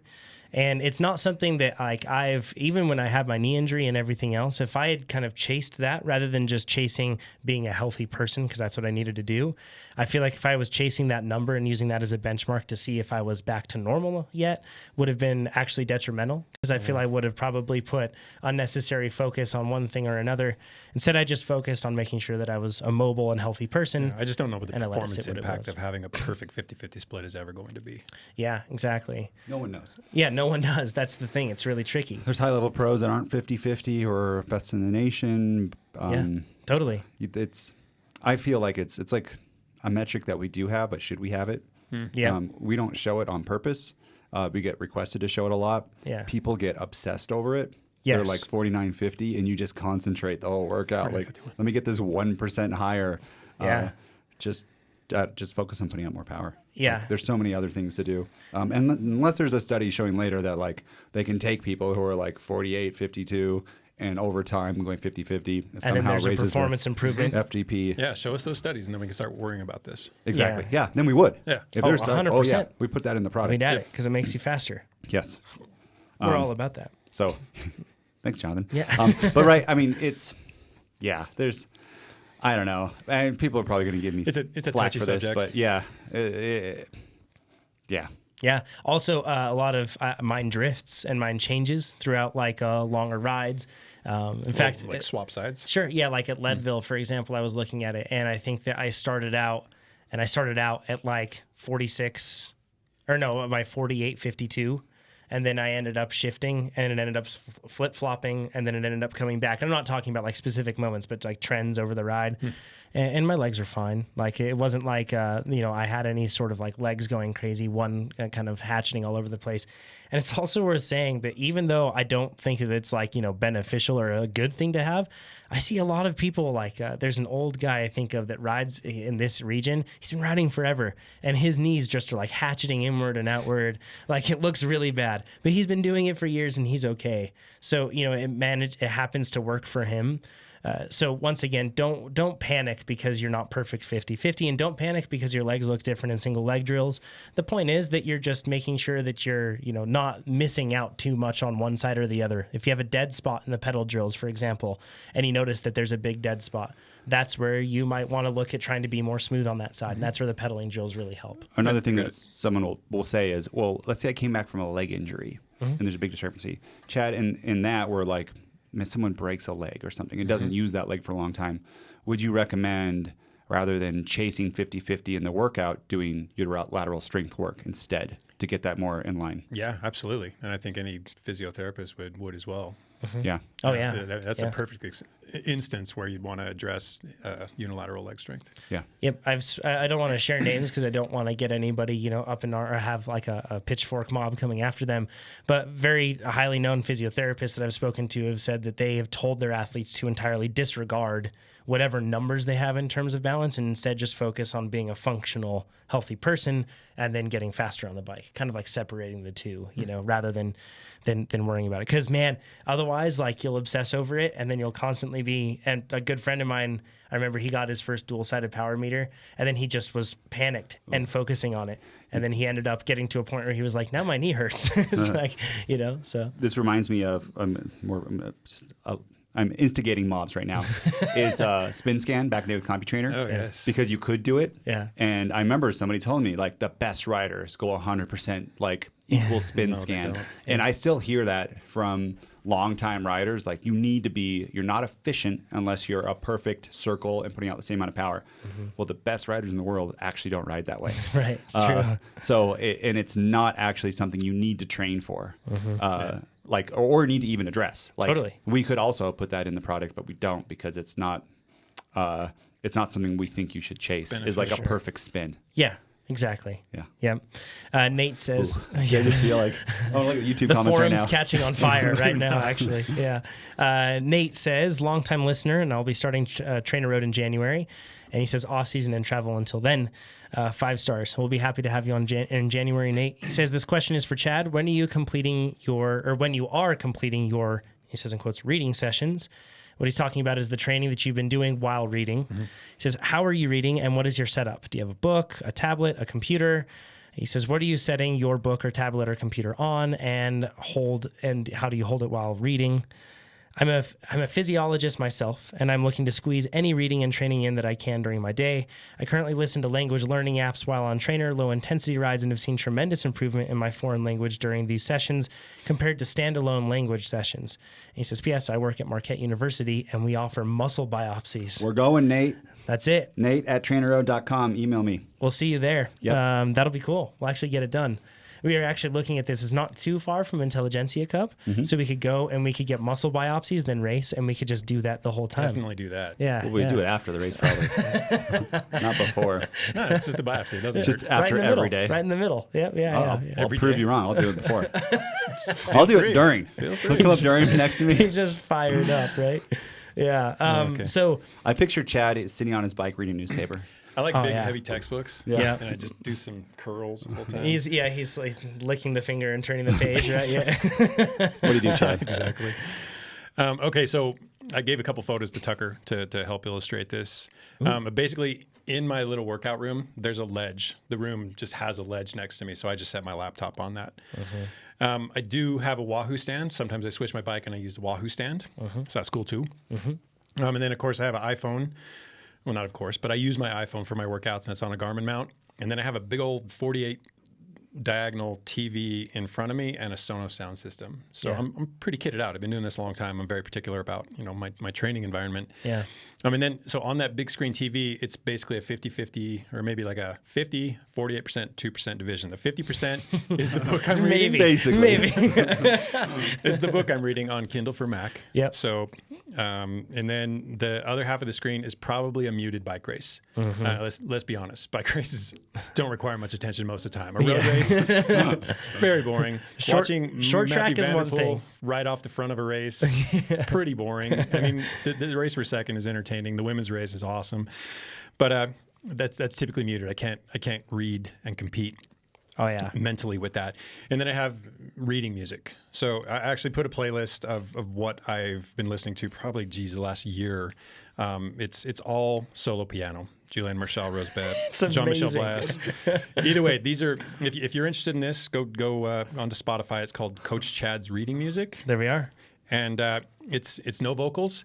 And honestly, the intensity of the music or the emotion in the music kind of has to relate to how heavy the reading material is. So if it disengages me too much, it doesn't facilitate my learning, rather it hampers it. This is amazing. Okay, okay, you finish, and I'm going to say. So obviously I do this on recovery rides. Yeah. I've maybe a year ago started doing it on my aerobic endurance rides like Pettit and stuff like that, and Baxter and Coliseum and all that. Yeah. Found out I can do it on Sweet Spot, and it really helps those 15, 18, 20-minute intervals blow by. Yeah. Can even do it in short VO2 max now. Whoa. And that helps those workouts go fast too. And let's talk about how much I'm soaking in, because I've gotten to the point where I almost don't even want to read unless I'm on the bike anymore, because stuff just sticks. It's amazing. Isn't there science behind that? There is. Something? And I'm going to get into a little bit of it. So I recognize, and even though I've wanted to argue this in the past, I know I'm wrong. The human brain cannot multitask. That's simply not the way the brain works. But what we can do is what's called task switching. We can bounce from task to task to task to task really well, really rapidly. So I read, check up on the bike race. I read, check up on the bike race. That's all I'm doing, all the while pedaling the bike, which is not a high-level brain activity. It's just not. And then the music honestly facilitates my learning. It does. It's just something that improves my mood. And ask yourself how well you learn when you're happy versus sad or stressed or angry. I mean, the better your mood, the more absorptive that brain is. I'm telling you, I don't have any science to back it up aside for what I experience every time. It's the first time you've said that sentence. Nate, That's my line. I was just gonna say, Well, that's our no. line. I take it back. I do actually have some science. Yeah, there you go. Yeah, jump in. And then this whole task switching notion helps me bite size, and that's a verb now, helps me bite size my intake. Yeah. You know, I think it's like 15, 20 minutes of any one thing, and you start to not absorb as well. That is out there somewhere. I didn't find it for this discussion. But the fact is, when I break it up into these little bits, I read for 10 or 15 minutes, then I watch the bike race for 30 seconds, and then I'm back to reading. And that, again, it improves my retention. Okay, so the science. In terms of improved cognitive capabilities relative to or during exercise, this is real. There's let's first define cognition, and not too specifically, but think memory, attention, reasoning. There's actually 8 cognitive skills, but really anything that improves mental performance is improving or affecting cognition. So first study, post-retirement folks, they measured cerebral brain flow, cerebral blood flow, and recognized that physical activity sustains cerebral perfusion and cognition. This is in retired folks, so I think we're assuming 65 plus. And this could be reaching a bit, but a 2007 study in clinical autonomic research says that hypotension is linked to reduced brain perfusion and cognitive performance. Now, endurance athletes commonly have low blood pressure, for one thing, and then post-exercise hypotension, so low blood pressure after a workout or after a race or something. A journal showed that it can last up to 13 hours. Cool. So my point is simply that as endurance athletes, we're not strangers to low blood pressure. Does this have an impact on cognition? I don't know. And then finally, I'll close with this. 2018 Frontiers of Psychology demonstrated that in terms of moderate physical exercise, and this is largely what I do, basically 60 up to about 85% is my sweet spot for learning and passing the time quickly by reading. They said, moderate physical exercise is a strong gene modulator that induces structural and functional changes in the brain, determining enormous, my emphasis, benefit on both cognitive functioning and well-being. If I could drop this mic, this is where I'd do it. Okay. There's a lot to go through here, Nate. Yeah, this is. So I'm like Chad's setup. He has all this going on. He's listening to like dramatic solo piano music, and he's reading, and he's got a bike race going on, and he's able to do this with VO2. I'm not refuting your point that you might be absorbing this information better than without. Yeah, honestly, these days, and this is going to sound funny, I attribute it to the lack of distraction. Even though it sounds like I have 100 different distractions, there are less distractions in this environment than there are when I come to work or I try to go back to my desk at home. Yeah, it's like a simplified space. It is. There's only so much going on. Yeah. And I'm on the bike. Controlled. I can only do so much. Well, apparently not. Chad's going to be playing an instrument. If I was learning cello while he's on the bike. If I was to design a high cognitive load environment to make the RPE of a workout go up, it would be reading a textbook, watching something visual, like trying to like keep track of what spot they're in, and then listening to classical music, not like pumped up music. I have grown into this. This didn't all just coalesce in one day, one workout. It's been a process. Chad, people are going to try this, and if you fail your workout, you could try to adapt, but we're not at Chad level. Yes. Chad's like a boss in a video game. We're not at that level. Man, and the only thing I would do, like on top of this, would be if you had to like do math problems at the same time. Then, like, there are studies that show, like, they have people do what you're doing, and it makes the RPE up, but and the performance go down. I'm not trying to increase my RPE or jack up my cognitive load. I'm just doing this because this is how I get the most out of my time, and it also helps the workouts pass. This has kept me on the bike more regularly than I have been on the bike in probably the last 5 years. Sounds like you enjoy it. I do. And something to add to this too is, and I don't know if this is the case, but I know that this is an assumption by many top trainers. So I've seen them apply this. In other words, I'm putting the ball in their court right now, okay? So I see them, for example, Kate Courtney even. I've seen her, I believe. And then I know for a fact I've seen top motocross athletes do this as well. Their trainer has them on like a balance board, basically, and they're like throwing like something to them and they're catching it. So they're working on coordination, and then they're running through simple math problems. And they're like, coach yells out something, they have to yell out the answer, that sort of a thing. It's not really what I'm after, but there's overlaps. Their theory is if we increase cognitive load in training, then in the race environment, when you experience, especially in the world of motocross, a huge amount of cognitive load, you'll be used to that kind of a higher cognitive load threshold. Don't think I haven't thought about this. I mean, so I take all these productive distractions out of the picture, and then I go and race Nate, and all I have to focus on is beating him. Come on. Oh, I see where he's going with this. I mean, it's up to you, Nate. What fantasy world is this?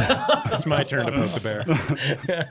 Yeah, that's a good poke. I like that. Yeah, I mean, poke. Kick the bear in the belly. yeah. I think No, it's nothing. Oh, look at that. Ooh, yeah. Okay. All right. What's the next time you're going to race me? I don't. Who can say? This cross race Saturday. Want to try? No, I'm traveling, buddy. Sorry. Oh yeah, I guess the next time will be a sprint, Olympic, half or full distance triathlon. December 7th, there's a cross race. Want to try that? Not really. Yeah, I didn't think so. Just throwing it in. Look at me. Because I'm worried. Cal Aggie, you join the P12 race with me. Criterium. Nope. Who knows? Who knows? Okay. Look at Nate. I'm He's just throwing him it out. down. Look at Nate. I guess it'll probably be a triathlon. And So- he probably will beat me in a triathlon. There's Probably running will. Yeah, and swimming. exactly. So And time trialing. He's better at me than me. I don't even. So I find it really hard to even listen to podcasts a lot of the time when I Oh, I train. can't.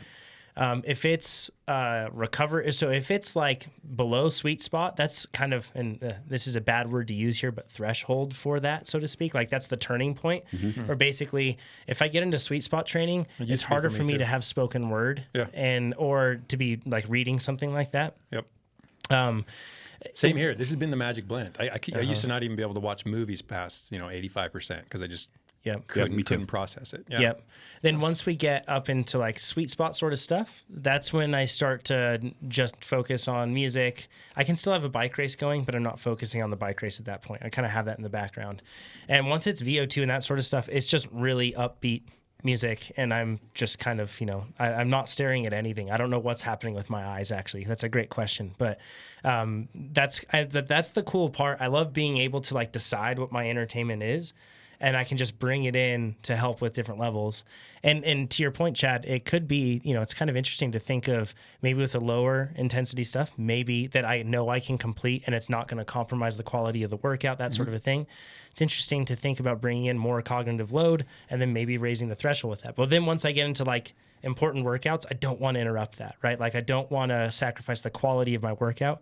Instead, I want entertainment options to be able to augment my ability to be able to. But everything that complete brought me up to a much higher level of performance in Kona than last year was done in this manner. it. Yeah. So I can't beat that boss. Yeah, for normal people. But you get to a part though. The point is, this is like making you want to get on the bike, which is the big part. Step one. Yes. If you don't have that, So on aerobic days, I also watch TV. It still has to be kind of like informative, and then on a true recovery, even like a 45% of FTP ride, that's when I can watch a seminar about AI or something. yeah, those rides drag. I too. cannot do that at Baxter. No. I just go like, I have to turn it off. And Yeah. then immediately it switches. Yeah, It's exactly. nice. Yeah. Entertaining shows for Baxter are fine for me. But then, if I have to retain something that's like, or I have to really get in and think about something and process to understand, it's tougher. Basically, we're mentally weak. Yes, we are. We're insufficient. We're betas. mentally Chad is undertrained. alpha. But I want to say, You guys can get there. it's probably 99% of the people listening to this podcast were not as strong as Chad for mental. I mean, Oh, yeah. I say that tongue in cheek, but it's actually probably Probably if true. we give all of you sweet spot workouts and have you do classical music, piano solo, Read books. textbooks, no less, Textbooks. and watch a race. Notes are hard. I will say, typing one-handed off to the You're side. typing at the same time. Sometimes Typing one-handed, no less. Sometimes taking it's notes. He's it's taking a little notes. tag. Research this. That's about the extent of it. I can't. It's amazing. Yeah, I really wanted to hear in this that you were actually turning pages of books. That would have been amazing. Well, how do you turn the page? Just it's right there on the ledge. I just hit the arrow key. It's another Same more with stuff highlighting. to do. Highlighting is another thing, but the Kindle app makes highlighting really highlighting? easy. Oh, are you kidding me? That's all I do. One last thing I want to add on this is what our indoor, Nate's mind is blown. What our setups look like, or what we use. We've talked about I think a lot of us have the Wahoo desk around here. Yep. Really handy to use. Very nice. Another one that you could use, and I've actually added a link to this, Tucker, that you can see in the doc, so people can post it. But Elite has a stand called the Posa, and it's basically like a heavy base it's like imagine a music stand, but really nice. Like it's got a heavy bass. It's also got kind of a grippy back. So then your iPad or whatever else you have or a computer doesn't slide around. You can even put your phone on it and anything else like that. That's one of the things that I know Pete has in his office. And then we've also talked about how to mount your phone before. And you can even look, we have a blog post on blog.trainerroad.com where we talk about how to make your own case for like a Garmin mount or a Wahoo mount, something like that. And it's just buying a cheap case, then buying this little thing from KOM Cycling. It's got adhesive on the back, and it's basically the male portion of the Garmin mount. And you just stick that to the back of that. So then you just swap your phone out of that case, and your phone sits on your bars. We do not recommend using that outside, but using it inside is fine for that. Talking about that stand, I did music, middle school, high school, actually music major in college for a few years. If you do use a music stand, which is another cheap way, and there are some sturdy music stands, they are known they'll get loosened up and they'll just dump sheet music all at once, sometimes in a performance, which is kind of annoying. But there's usually a bolt on the back and you can tighten it down like really hard and make that thing pretty sturdy. But it seems to loosen over time. I don't know if Loctite or something would help, but yeah, probably would. Yeah. Yeah, just if you go that way, which is probably the cheapest setup, just be aware that you got to probably modify it a slightly bit so it doesn't just dump all your stuff, like dumps your computer or your iPad would not be good. Yeah, absolutely. And then when I'm if I'm going to watch something, I usually use, if it's Baxter or something like that, I'll usually use my computer and then I'll use the minimal mode in the Trainer Road apps. Then it just pins to the bottom and then I can watch whatever I want up there. So that's usually how I end up doing it. Last one, and then we're going to go into some live questions. Jay's question says, you guys are my travel partners as I listen to the podcast archive everywhere I drive or fly. Thank you for your awesome work you do. 10 out of 10 stars. I think it's a 10 raised to the 10th. 10 raised to, he did, actually. Yeah, good point. Yeah. That's a lot of stars. Yes, he is. Yeah, he's breaking star rules, but we're okay with it. He says, I have a question about fitness level, FTP, and heat dissipation. As an athlete gets fitter and raises their FTP, do they require more cooling as they are doing more work? And he says, in parentheses, kilojoules. I ask because I'm noticing I am getting more thermally limited as my FTP grows, and my gym does not allow floor fans, so I'm stuck with a weak overhead fan. That's kind of my worst nightmare right there, to be stuck with a weak overhead fan. Yeah, so along these lines, this is coincidental, but Andy Blow just posted an article where he refers back to a study by Kramer and Jay in the Journal of Applied Physiology talking about sweat rates. And they looked at 28 male cyclists, 69 trials, 60-minute trials, anywhere from like 30 to 80% of VO2 max. And it's a side note, but they determined that fatness and overall body size and weight and even fitness, so even VO2 max, have a minor impact on sweat rate. Whereas 70% of the changes in the sweat rates were due to power output. So this should tell you you're sweating more because you're generating more heat because you're doing more work. That's really the simple of it. Yeah. So just see it in terms of more watts equals more work equals more heat. Yeah. Okay. And then this is the discussion I dread, but we seem to have to do it like every 6 months or so. Yeah.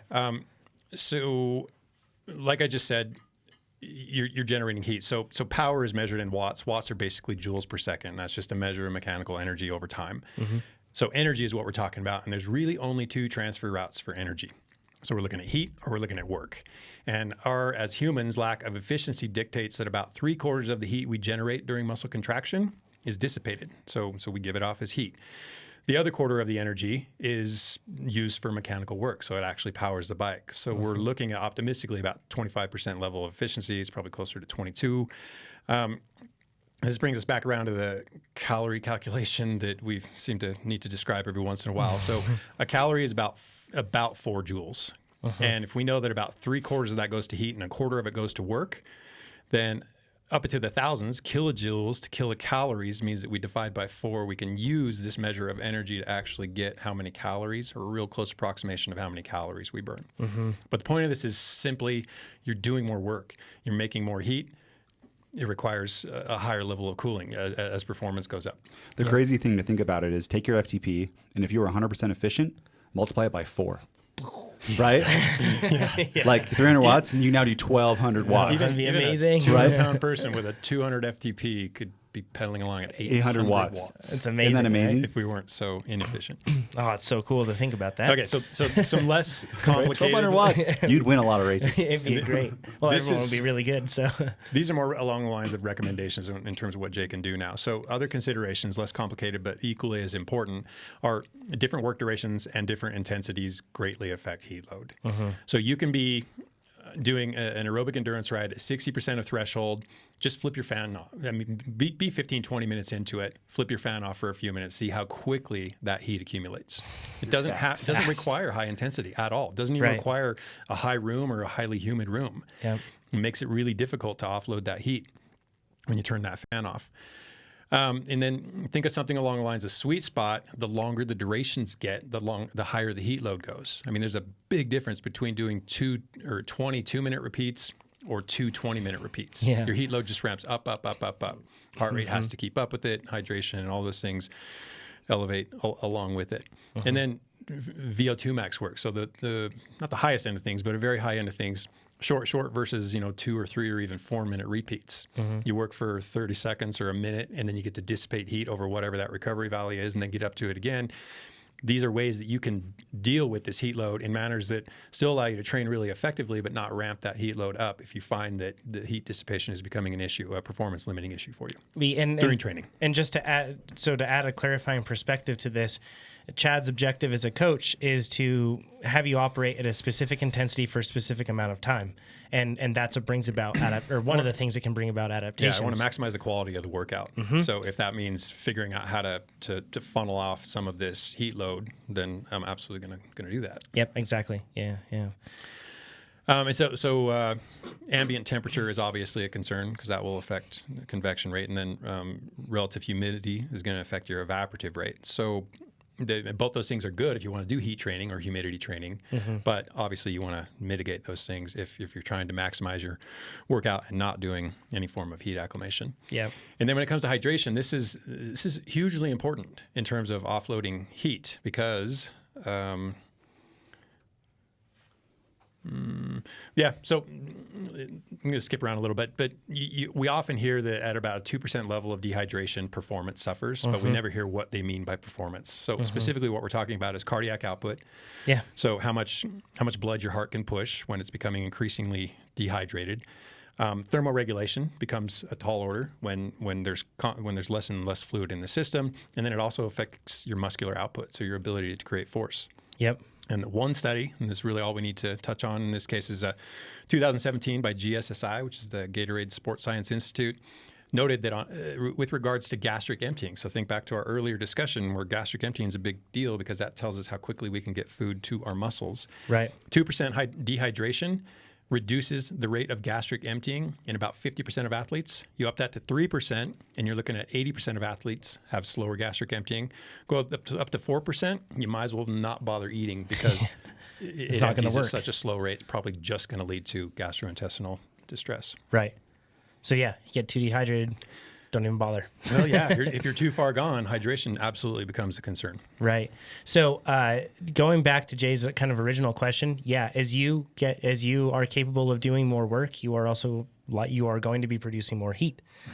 So that's something where you can notice that not only in terms of the same person doing a low intensity workout to a high intensity workout, but as your FTP increases over time, it's also very important to make sure that you're cooling.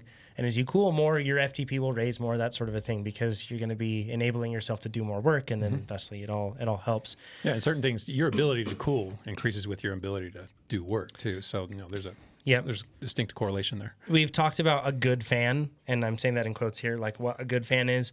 One of the ones that we have is, or that a lot of us use here. There's a couple different ones within this series, but Lasco has their performance series fans, and a lot of us have those here at the office. There's a little orangey yellow one. There's some gray ones. Just basically look at the fan and its size and figure it out. But one of those is all I need for my workouts. In fact, producer Tucker is showing the exact one that I have right now. It's in my office, and it's fine for me. I have two of those. Lasco Performance. What does it say? Pivoting utility blower fan. Yep. They're insane. They're really good. Awesome. They're actually made for drying out basements when they flood, that sort of a thing. So And they're not too loud though. They're actually pretty quiet compared to like a traditional radial fan that you have, which is nice. But the one thing that I would say on this is in my office, I have like a vent that's right above. And when the heater kicks on, even though the fan's hitting me, I have fan hitting me kind of down from below, and then I have heat hitting me from above, and it's like a really bad mix. So to your point of ambient temperature, even if you have something cooling you off, it's really good to, if it's cold, open the window. If the option exists, definitely try to manage it. Yep, it's a helpful thing. It's not like you can. It's just either or is fine. Same with humidity. Do more. Do more. Maybe don't work out in the laundry room if you're trying to avoid humidity. Yeah, exactly. I have a New Year's resolution to train while I travel, and there is this. I bought one of these. I haven't used it yet. The Vornado Flippy. Everyone loves those things. I hear them talk about them. Yeah. They love the Vornados. Link to that? Well, this is a teeny one. Producer Tucker, can you Google, or just on Amazon, Vornado Flippy V6 personal air circulator fan. It's like $18. And put it in my bike case, and then hopefully in a hotel room, put it like on a stand, because you can't bring one of those Lascos. No, you can't. Not possible. Totally portable. I think you could put this in a backpack too, like just no problem. Yeah. Any fan. I don't know if it's good though. Any fan is better than no fan. That's worth saying. Yeah, even a little bit goes a long ways. It does. It really does. But the Lascos, man, two are amazing. Yeah, that'd be pretty sweet. Are you ready to go into some live questions? I'm ready. People that have done that? Cool. All right. First things first, somebody says, my 22-year-old son has been getting into half-distance triathlons. I'm getting him a Trainer Road subscription as a holiday gift. What is the one best thing he could do to improve his swim segment? Swim coach. Getting a specific Master's swim class. coach. That's what he asks. Yeah, get a, or just a personal swim lesson. My wife just had this experience with Ryan Evans. You guys know Ryan? Yeah. Mm-hmm. Yeah. Amazing swimmer and swim coach.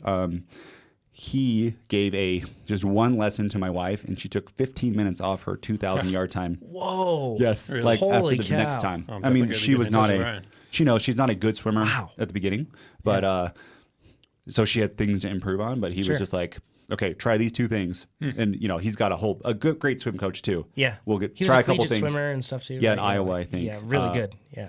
He's very, very, very good. Yeah. But anyways, amazing, right? So Yeah. I know we're gonna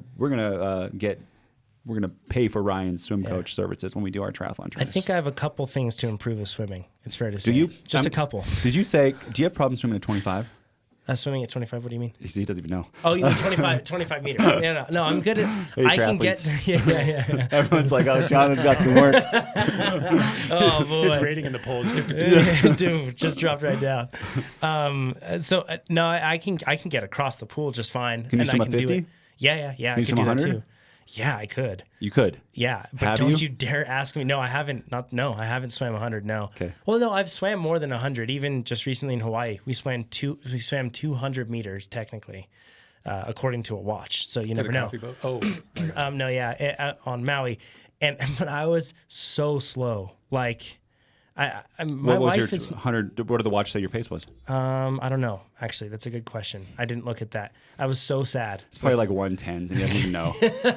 No, like my wife is not like a swimmer. I'm saying, like in quotes, like she can swim, and she grew up in Arizona, so she was always in pools, sure, but she was not like a swimmer, and she just dropped me, and I was thinking that I was like, I'm going to be efficient right now and super fast. So I don't know. I can swim 25 meters though. Yes, so that should be fine. Yeah, but Pat, that's the thing. Yeah. And if you could, I mean, the best would be like 3 one-on-one swim lessons over like once a month, so you can really work on that skill, swim a bunch, and then do it again. And also, like it's ski lessons. Yeah, it's just like exactly. It's a little motivation too, because you have that coach coming back to see it, and you're like, oh, I want to work on this, and I don't, hopefully you just won't swim once and then wait a whole nother month to swim again. Yep. James says, I've been laid out with a cold for the last week. Just about over it now. How should I get back into training? Should I resume training where I left off or ease back into it? This happens to me all the time.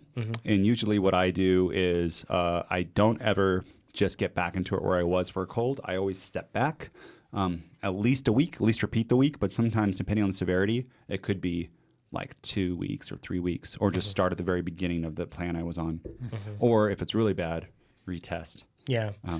Which is lame, but it's the way it is. Yeah, and I've had a short cold where I thought, oh, I'll be fine, and I get back into it right after, and it really affects me. And I've had like this one's longer, but I don't feel that I'm quite to where I was when I left off, but I'm really close. I'm not far off at all. So it's really tough to judge beforehand exactly where you're going to be. And I think that if you do jump, just like get back into things, try knocking down, if it does feel hard, knock it down 5%. That's a nice thing. You can always just adjust the workout intensity on the fly and drop it down to make it a bit easier.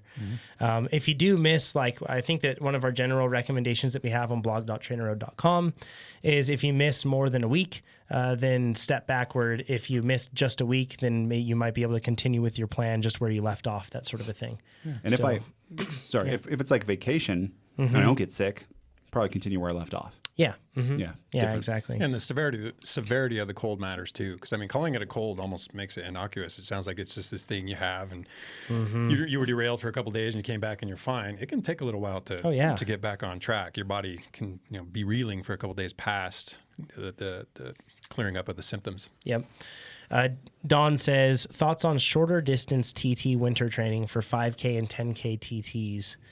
So this is a question that we get pretty regularly. When we're talking about like 10K TTs, we're still talking very much about 10 mile. Yeah, I would assume mile, but who knows? Maybe he's talking about Ks, because usually it's really common in the UK to have 10 mile, like 5 mile TTs, that sort of a thing. So that's pretty common. And in those cases, we still try to remind people of the fact that what you're doing is a steady state effort. It's not like you're doing you're holding VO2 for a 5 mile TT, something like that. 5 miles, maybe not, but for 5K, you sure could. Yeah, you could get away with it with something really short. Yeah, so if that's actually kilometers, man, you could almost do a gravity plan. Yeah. Something on the mountain bike side. Yep, and it would work out pretty well for something like that. Like a pursuit. What do we recommend for the pursuit riders? Short power build into the gravity plan. Into gravity. Yep. One of the things so here's the guiding principle for this, Don. Look at the duration that you plan to be putting out and the intensity that you would ride at for that duration. And then when we're talking about the specialty phase, that's the sort of stuff you should be doing. Pretty straightforward, I know, but that's basically it. And look at short power build and look at general build and look at sustained build and look at the sort of effort, the durations that you're doing in those intervals, and then just see what lines up best with the races that you're going to be doing. So kind of an easy way to address that one.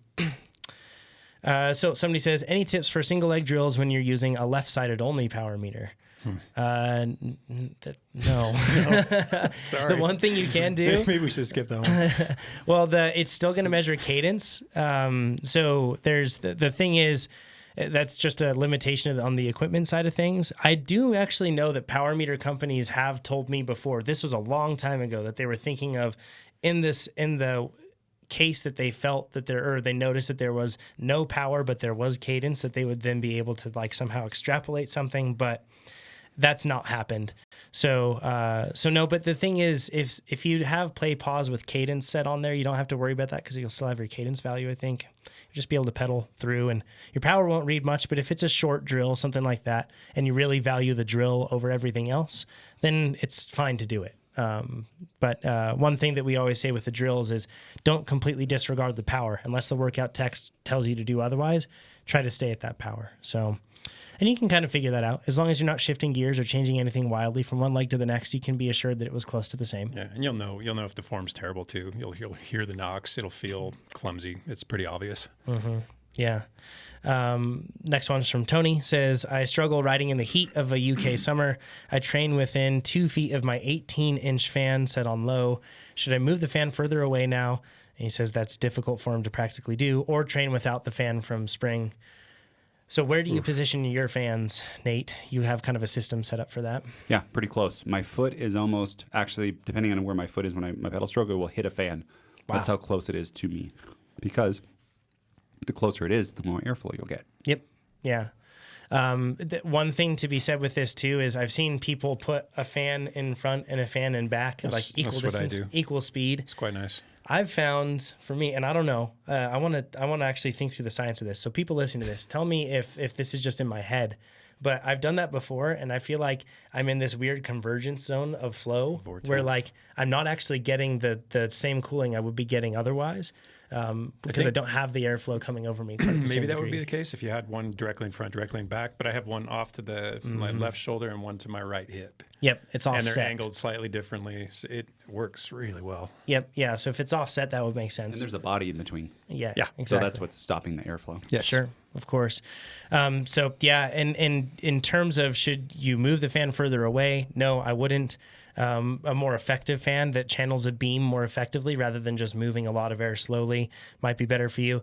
And then without or turning the fan off, like on low intensity workouts, I do turn my fan off a lot of the time. And I just use it as a chance to get in some more heat acclimation, as long as I don't have anything that's really key coming up, because that turns and I say in quotes, recovery workout into something that isn't as recuperative.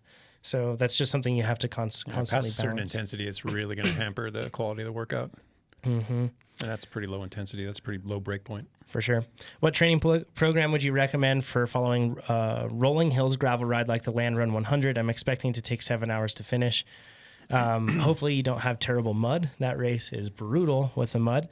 But we regularly recommend that people follow Sustained Power Build and go into the Century plan for those sort of races. You start with sweet spot base. And start with sweet spot You base. can do a general build. Yeah. If you find, you can do general too. I like general, yeah. And if you do find in some case that you, for example, so actually, cycling back to the build part, let's say your weakness is sustained power, you would want to pick sustained. Let's say your weakness is the rolling hills, that sort of a stuff. Maybe general will be better. Yep. And then the same goes for your specialty plan. If you feel like you really get thrown off because of the rolling hills, part of that is probably due to pacing, but work with the rolling road race plan. If you feel like your weakness is sustained efforts, Century plan might serve you better. Or if you're racing, I would do general build. Like if you think there's going to be a group you have to be with and it might be really hard for a little bit of time. That's why I'd lean toward general build if you plan to race it. But if you're just going to be, like a regular, like most people, where you're just going to ride with the group you're in and it doesn't matter if it gets dropped because another group's coming and you're by yourself most of the race, maybe the Century could be good or sustained power. Sustained power into Although sustained power, Century in that case. to me, it's hard. It's very hard. General build after sweet spots seems much more manageable. Like mentally manageable. interesting to me. Coming off of high volume, especially. Here's the thing: when it's just like doing the same exact stuff except 20% higher. When you go through sustained power and you're nailing it, you feel like Superman. It's pretty cool. Yeah, like on the road, you feel like Superman. Oh yeah, I know. You're just like this is easy all day. I know. I think I might be doing that this year because of our. It makes sense to upgrade to Cat 1, which is one of my goals over the next, I don't know, lifetime. Yeah. Might not be. Yeah, it's probably not possible. But TTs is going to be the most important part, the easiest way for me to do it. And sustained power, obviously, in TTs is king. David has a question for you specifically, Nate. He says, "Hey, Nate, how about some band music from when you were in a band? Would you listen to it?" He says in the band. In the band. I don't know if we're talking about when you were actually in little known fact, you were in a band. Yeah. A couple bands. Rock band. Yeah. I actually saw you guys. Did you? It's creepy. Are you serious? Was I the bass player then? I'm guessing. Have you guys rotated through bass players? Because I have a CD, the blue one. I think I still have it somewhere. That was before me. Oh man. Shucks. Just wasn't as good. It's like Van Halen with like Hagar and stuff. That bass player was awesome. Okay. Sorry. Yeah. I was trying to tee you up there, but that's we were okay. both awesome. We have to find this picture and put it in the form for this episode. Don't do that. Producer Tucker, I'm going to find it and give it to you. It's very the rock sexy. photo. It's an awesome band photo. Awesome. People will love to see that. So a little Easter egg. Nate wasn't a band. So. But if he's asking like what I listened to, like John Philip Sousa as I was like riding, none of that. I played in a jazz band too. Yeah. What sort of music do you listen to when you train? Either like pop club kind of music right now, or Red Hot Chili Peppers, Rage Against the Machine, that sort of stuff. Beastie Boys, kind of the stuff that was popular when I was young, like the pumped up tracks for that, or some newer stuff. I listen to like a lot of like electronic music, and when I'm training, and never when I'm not training, but then when I'm training I do. But one of the things that I have on my like more intense training one is Rage Against the Machine makes a regular appearance in that one. Yeah. Deftones. Yeah, something that's Nine Inch Nails. It's tougher like that. Okay, and let's see. This one's from Derby. Says, how do I know that I have a strong base? I assume that they're talking about an aerobic base, what they're like sufficient, like they've done enough base training and they can move on, I assume is the question there. And what to expect from base too. Yeah, exactly. What to expect from it. Yeah, I think that, so part of that's kind of tricky because you could work on base forever kind of, and you're probably going to see diminishing returns at some point. Yeah. Aerobic base, I mean, you can just quantity, just a ton of quantity. So if you can, you go from 4-hour weeks to 6-hour weeks to 8-hour weeks, your base is probably going to improve. Honestly, I'd measure it in terms of muscle endurance because we're really big on the sweet spot approach. So I want to put a rider in a position where he or she can dole out reasonably high watts for longer and longer periods of time, and that's going to trickle down to the aerobic endurance that we're looking for anyway.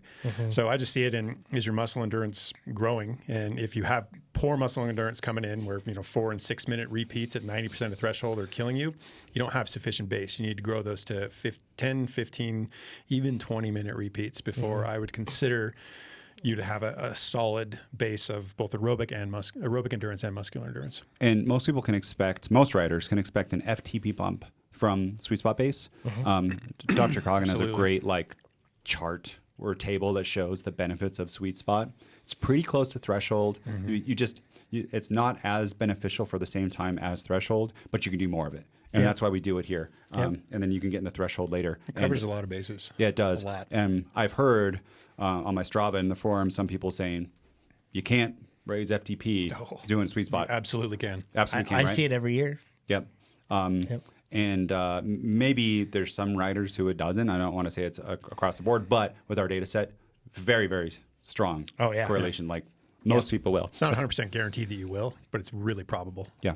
I would say maybe if you're, I don't know, it's off the top of my head, Chad, I haven't looked at this, but maybe if you're an extremely high level rider, you might not see it. But if you're a new rider, usually sweet spot base, you actually get giant gains where people question your power meter. Yeah, exactly. You're like, whoa. They're like, whoa, you got a 40-watt increase? Yeah. I even saw somebody, this is funny, this is probably good for the brand of our product, but someone was disappointed they only had a 30-watt increase. And I was like, what? That's awesome. You're disappointed with that? That is amazing. Yeah. You should be proud of a 30-watt increase. 100%.